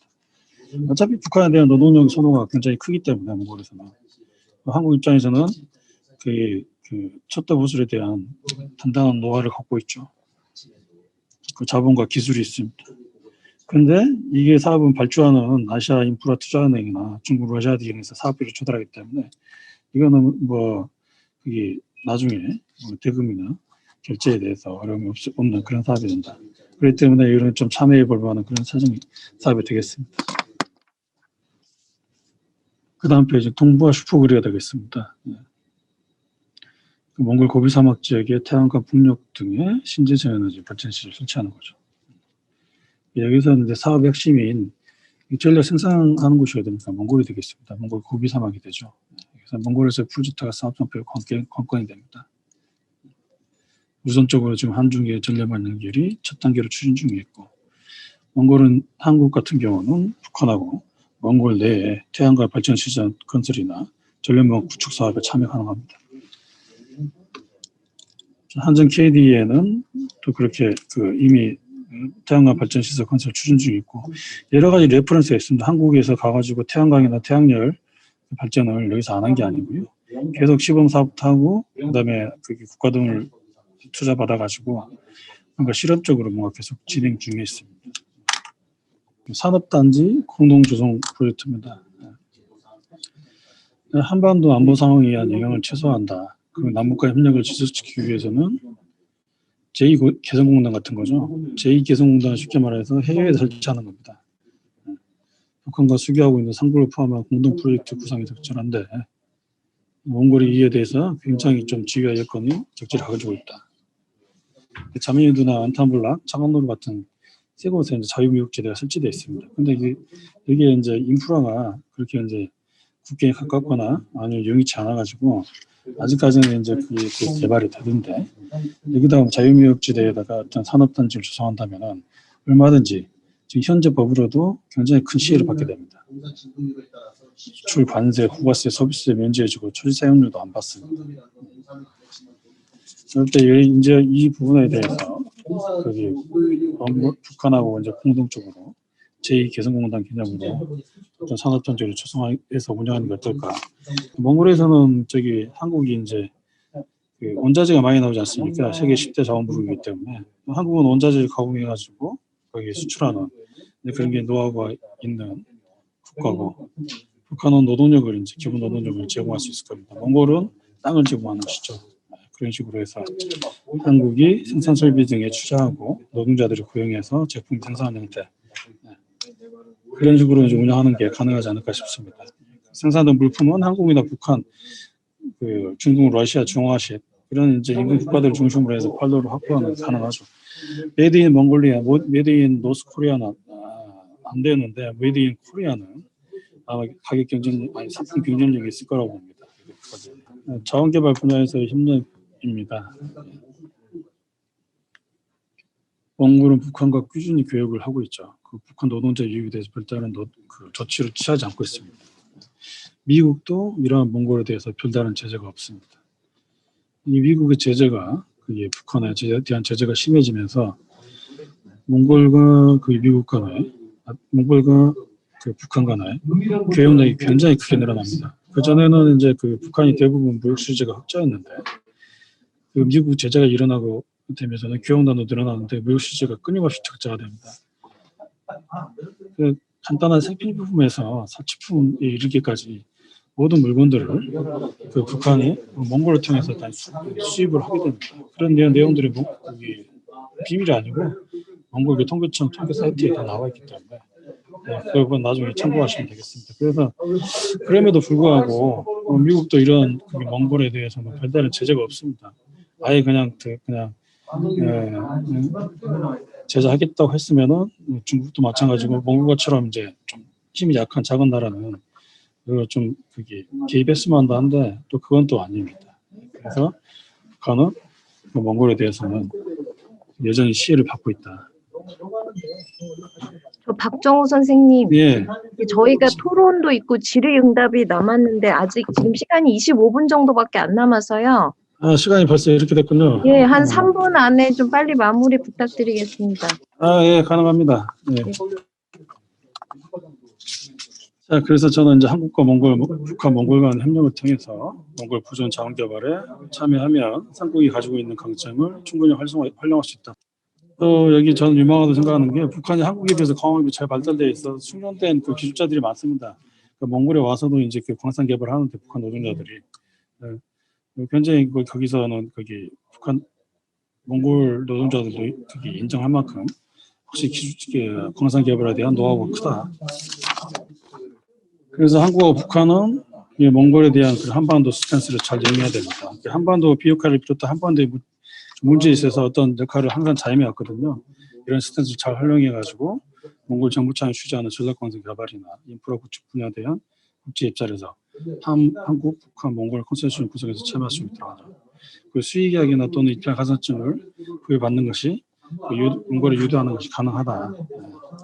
그리고 한번도 균정화나 동북아 평화 구축이 이바지한다는 명분을 두게 되면 국제사회도 충분한 습득력, 수의계약이나 혹은 입장 가산점을 부여하는 것에 대한 습득력을 확보할 수 있는 것입니다. 예, 몽골은 북한의 항구를 이용해서 해상 유통로를 확보하려는 그런 노력을 지속해 왔습니다. 2007년에는 김현남 상임위원장이 나선 지역에 항구를 이용할 수 있도록 남표 해저항을 몽골 측이 이용하는 것을 허용했죠. 그래서 실제로 몽골 삼봉 물류사를 건립해가지고 몽골의 석탄을 북한을 통해서 북한 항구를 통해서 태평양으로 보내게 됩니다.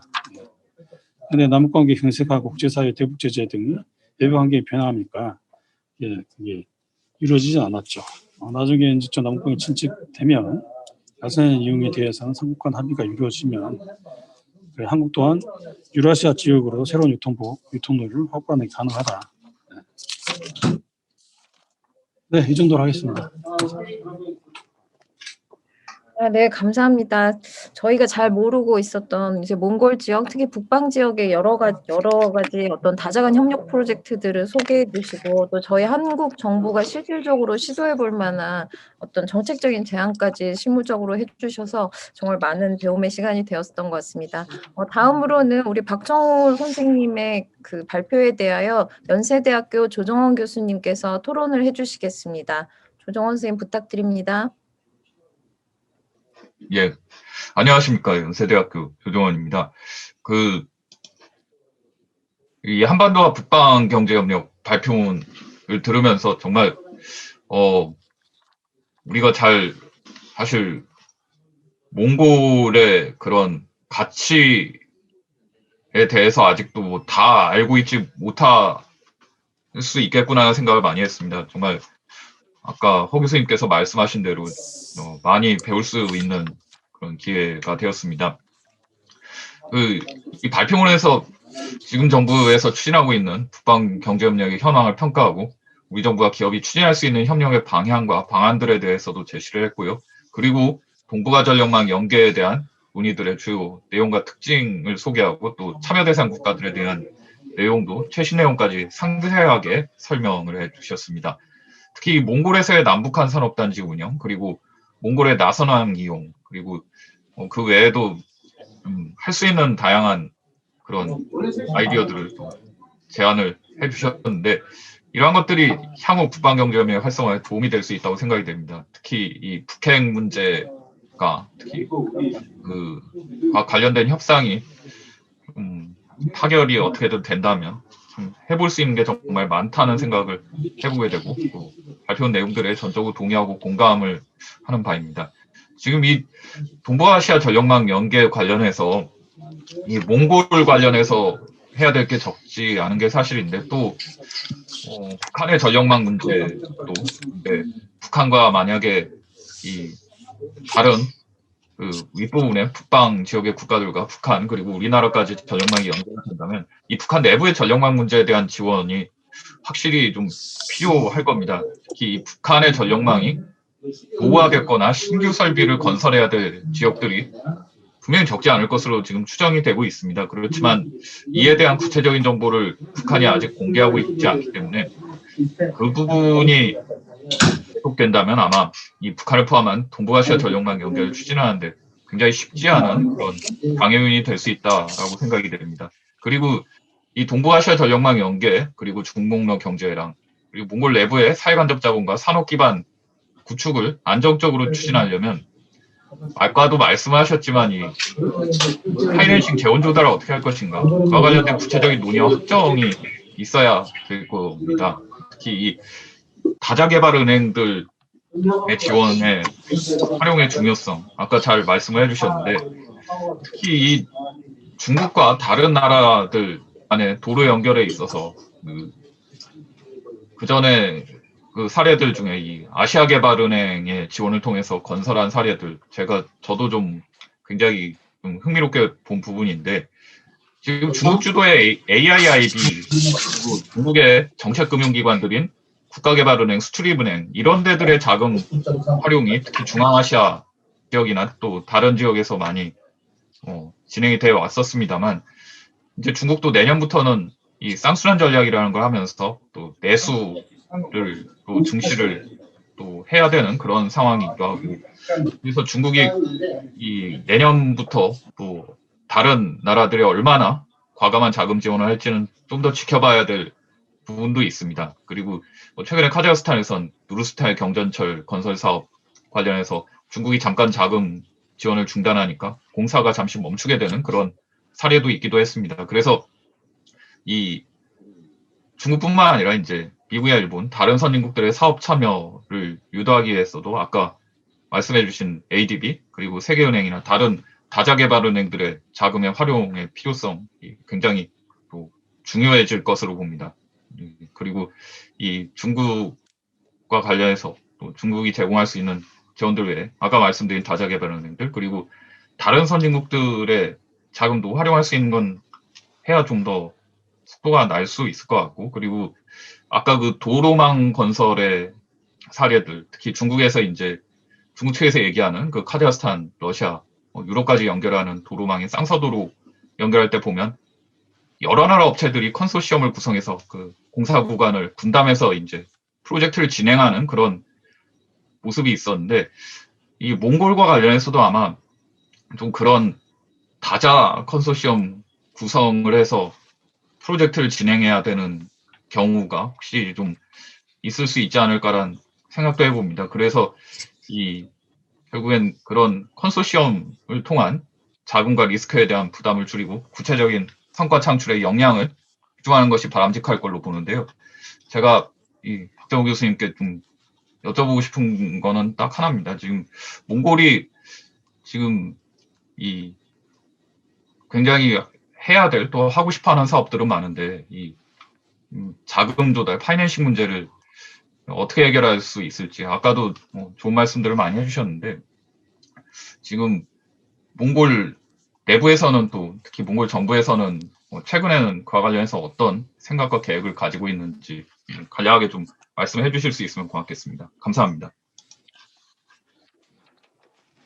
네, 조정환 교수님, 그 토론 감사합니다. 제가 궁금했던 부분도 많이 짚어주셨고요. 실질적으로 이제 국제 정세가 계속적으로 변화하고 있는 상황에서 우리가 중국이라든지 뭐 호주라든지 미국이라든지 이렇게 그 큰 손들에 의해서 어떤 그 협력 사업을 했을 때 위험 상황을 우리가 어떤 다자 협력 은행을 통해서 어떻게 활용할 수 있는 방안, 구체적인 방안을 한번 짚어주신 것도 제가 굉장히 좋았고요. 지금 박종호 선생님께 질문하신 내용도 저도 이제 답변을 기대하겠습니다. 그런데 저희가 먼저 그 질문을 답변을 해주실 분이 이제 최경희 선생님께 이제 그 전에 나영욱 선생님께서 질문하셨던 4가지 질문에 대한 답변을 먼저 듣고 그 다음에 박정호 선생님께 답변을 듣도록 하겠습니다. 아까 그 나영욱 선생님께서 질문해 주신 이제 4가지 질문이 있었는데요. 그 아세안 연계 전략에 있어서 이것이 과연 아세안이 주도하고 있다고 볼 수가 있는 것인가? 이것이 뭐 중국이라든지 아니면 이제 제가 생각할 때 뭐 호주라든지 이제 여러 가지 그 아세안을 둘러싸고 있는 여러 이제 그 강대국들이 자기의 이익을 위해서 어떻게 보면 아세안 커넥티비티라고 하는 프로젝트를 만들어 가고 있고 실질적으로 그것에 대한 이제 돈을 많이 대고 자금을 많이 대고 있고 실질적으로 아세안 커넥티비티가 어떻게 이루어지고 있는지 진척 사항까지 이제 그들이 점검하고 있는 상황에서 이제 이것을 과연 그래서 아세안이 주도하고 있다고 볼 수 있는 것인가 이런 부분에 대해서 좀 질문을 해주셨고요. 이제 뭐 예를 들면 중국의 1대1로 정책의 확산이 아니냐 이런 질문도 해주셨는데 저도 그 부분이 이제 상당히 궁금하고요. 그다음에 이제 과연 그 여러 개의 이제 그 항구들을 우리가 다 연계한다고 생각을 했을 때 이제 아세안 내부에서도 실질적으로 그 연계에 대해서 이루어져야 하는 이제 사전 어떤 행정적인 절차라든지 표준화 전략이라든지 이런 부분의 요구가 상당히 있는데 그 부분이 아세안 내부에서 어떤 식으로 이루어지고 있는지 그런 것에 대한 궁금증, 그 다음에 이제 3번째는 우리 정부의 어떤 신남방 정책과 이런 아세안 커넥티비티가 어떤 식의 접점을 이룰 수 있는지에 대해서 질문을 해주셨고요. 그 다음에 4번째 질문이 뭐였죠? 제가 알아서 할게요.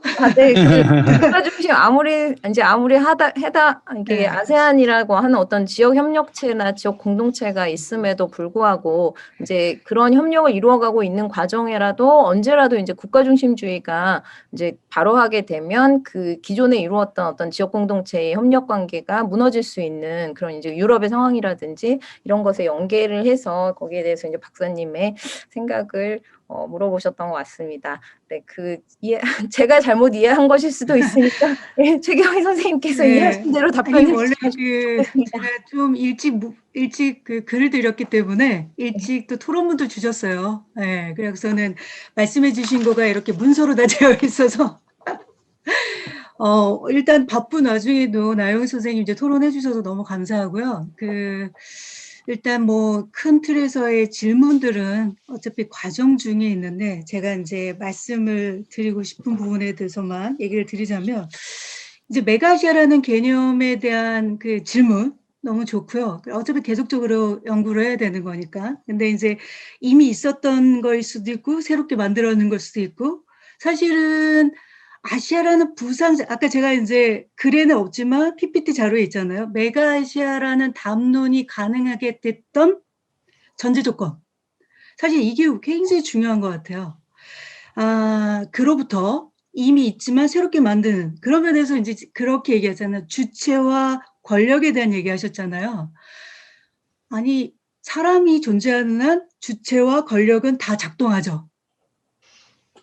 어떤 주체냐, 어떤 권력이냐가 차이가 있는 거죠. 그래서 이제 선생님께서 말씀하시는 거는 이제 서구 중심적 시각에는 서구 중심의 주체가 있는 거잖아요. 그렇기 때문에 아시아인이라는 주체 전환이 있는 거고, 그럴 때 아시아인이 발휘되는 이 주체는 소위 말하면 19세기, 20세기적인 글로벌 오더의 관점이 아니라는 거예요. 그래서 사실은 이 권력론에서도 이제 소위 말하면 1차원적 권력론, 2차원적 권력론, 3차원적 권력론 다 존재하고, 그런 면에서 우리 아시아 시대 아시아인들이 생각하는 질서에 대해 권력이 어떻게 작동될 거냐, 저는 이제 그 얘기를 이제 형용사가 붙는 권력을 얘기할 수 있지만 그렇기 때문에 그 부분이 다르다는 얘기예요. 저 최경희 선생님 너무 네네. 죄송한데요. 저희가 지금 시간이 10분 정도밖에 없기 때문에 네네네. 선생님께서 한 5분 정도 답변해 주시고 네네. 박정호 선생님 답변해 주실 시간도 네네. 있습니다. 네. 그런 면에서 이 질서와 주체와 권력이라고 하는 메커니즘에서 제가 보려고 했었던 그 부분이 사실 아시아에는 도미넌트한 파워도 굉장히 많지만 그렇지 않은 파워들이 실제로 존재하고, 몽골도 마찬가지고요. 북한도 마찬가지고, 그들이 바라보는 세상의 시각이라는 것들이 녹아 있어야 된다는 거예요. 그래서 지금 이제 내러티브가 많은데 저는 이제 그런 문제를 갖고 있고, 그다음에 이제 연계 전략 있잖아요. 아세안 연계 전략은 굉장히 아세안 주도적인 거예요. 그리고 제가 이 글에선 다 안 얘기했는데, 제가 한 2012년부터 굉장히 많은 곳에서 아세안 연계 전략의 구체적인 얘기를, 이제 뭐 도로, 철도, 아까 이 북방, 한국, 이게 막 얘기했었던 그 세부적인 프로젝트에 대해서 제가 많이 얘기를 어디 가서도 많이 했어요. 근데 중요한 거는 그거의 골이 뭐냐, 우리가 왜 그걸 하고 있느냐, 이 부분에 빠져 있어요. 그 얘기는 뭐냐면, 우리가 이제 신남만 신북방 정책을 하고 있을 때도 이런 얘기 많이 하거든요. 우리가 그러면은 제국주의적 모멘텀을 능력도 안 되는데 가지려고 하느냐. 사실 그런 거 아니잖아요. 그래서 저는 연계 전략의 그 상위 개념들이 먼저 전제되어야 모든 나라들이 네트워크를 가능케 하는 경쟁적인 전략 구도에 있다는 거예요. 이 전략 구도, 그다음에 경쟁 구도를 극복하면서 협력의 시너지 효과들을 만들어내기 위한 상위의 프레임이 굉장히 중요하다. 그러니까 신남과 신북방을 연계하는 그 이전 단계에 사실은 우리나라의 국가 비전에 대한 철학이 고민이 되어 있어야 된다고 생각이 들어요. 자, 그런 면에서 제가 이제 구체적으로 그런 얘기를 다 이제 하고 나서 연계자를 했는데, 제가 뭐 관련된 연구, 뭐 이제 정책적인 프로젝트 관련된 되게 많고, 그러니까 그런 면에서는 이제 아세안 연계 전략은 주도적인 겁니다. 영내에서는. 그런데 중요한 거는 돈 문제잖아요. 어떻게 펀드레이징을 할 거냐. 그래서 중국과의 관계, 미국과의 관계, 호주와의 관계, 일본의 관계를 다 어떻게 하냐면, 아세안이 원하는 방식의 합의의 내용들을 계속적으로 이끌어가는 거라는 거죠. 이제 사실 미중 간의 갈등의 문제에서 또 중국 일대일로 해서 할 얘기가 너무 많지만, 핵심적인 거는 이건 분명한 거예요. 아세안은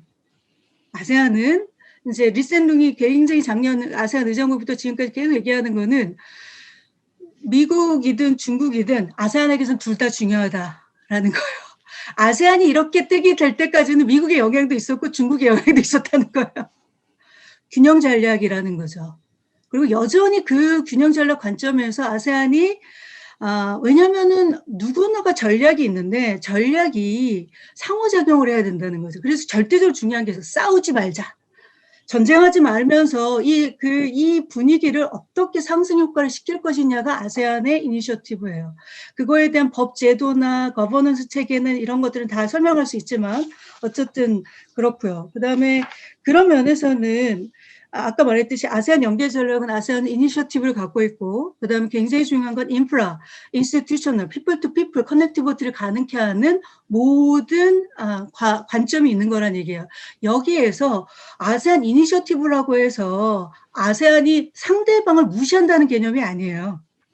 이게 굉장히 중요한 관점인 거죠. 그래서 중국, 일본, 미국, 호주 다.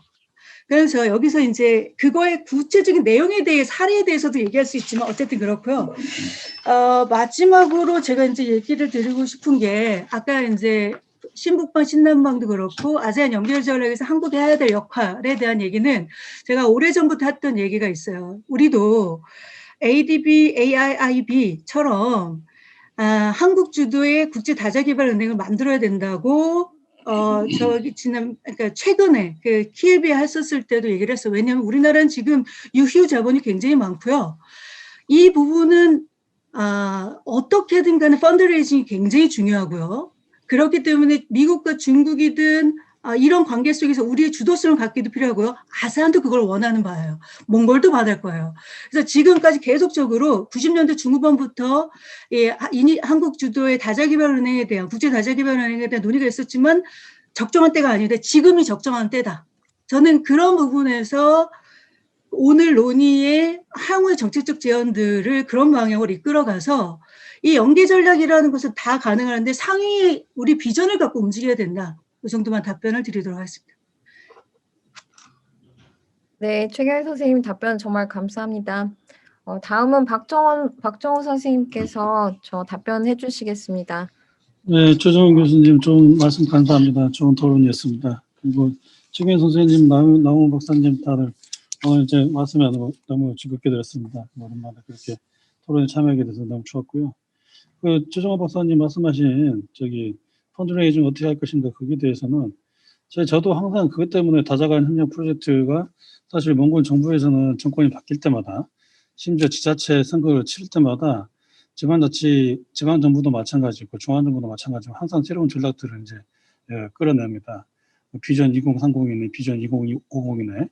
본인들이 하는 것도 있고 미국의 밀레니엄 챌린지 펀드를 받아가지고 그 밀레니엄 챌린지 그 프로젝트 일환으로 만들어진 그런 비전들도 있습니다. 그게 이제 비전에 따라 가지고 실천하는 것은 본인들 이제 그게 몽골 정부 모시게 되는데 항상 그게 이제 그 펀딩이 빈약하기 때문에 항상 그게 차관이나 혹은 그게 대외 지원에 우선한다 그런 식으로 이제 막연하게 써 있고 마련입니다. 혹은 이제 외국인 투자를 직접적으로 유치한다고 그렇게 돼 있기 때문에 그렇기 때문에 지금 몽골 정부가 원하는 대로 다 외국인 투자가 이루어지고 몽골 차관이 다 들어왔으면 몽골이 이미 선진국이 됐겠죠. 근데 그렇게 되기는 항상 그렇게 힘듭니다. 상호주기 때문에. 그렇지만은 그럼에도 불구하고 제가 제안한 그런 이제 부분도 동북아 슈퍼그리드나 혹은 이제 다른 이제 그 프로젝트 있지 않습니까? 철도 개발 프로젝트 같은 그런 공동 참여하는 것은 이미 중국과 러시아가 같이 참여하고 있습니다. 펀딩이 돼 있는 거죠.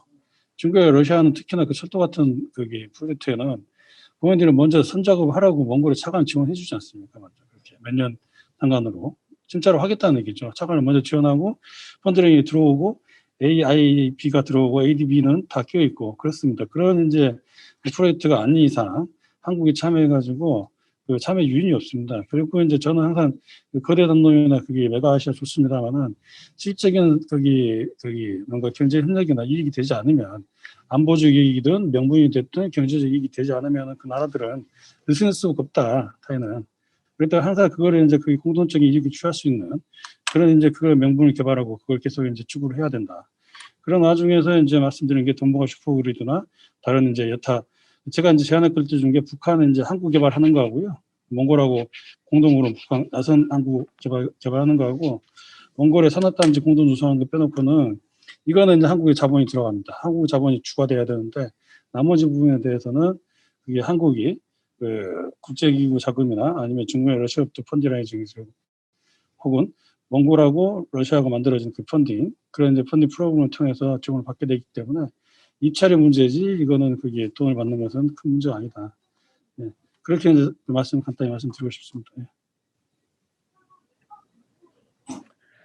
네, 박정호 선생님 답변 정말 감사드립니다. 저희가 오늘 세션에 아쉽게도 참가자 한 분이 긴급한 개인적인 사정으로 인해서 준비된 3가지 세션을 모두 다 들어보지는 못했지만 이제 그에 못지않게 저희가 메가아시아의 큰 축을 구성하는 어떤 북방에 대해서 또 게다가 최경희 선생님께서 이제 신남방 지역까지 가지고 오는 바람에 이제 우리가 메가아시아의 큰 틀을 한번 북방 지역을 중심으로 이게 그려보는 그런 좋은 자리가 됐던 것 같습니다.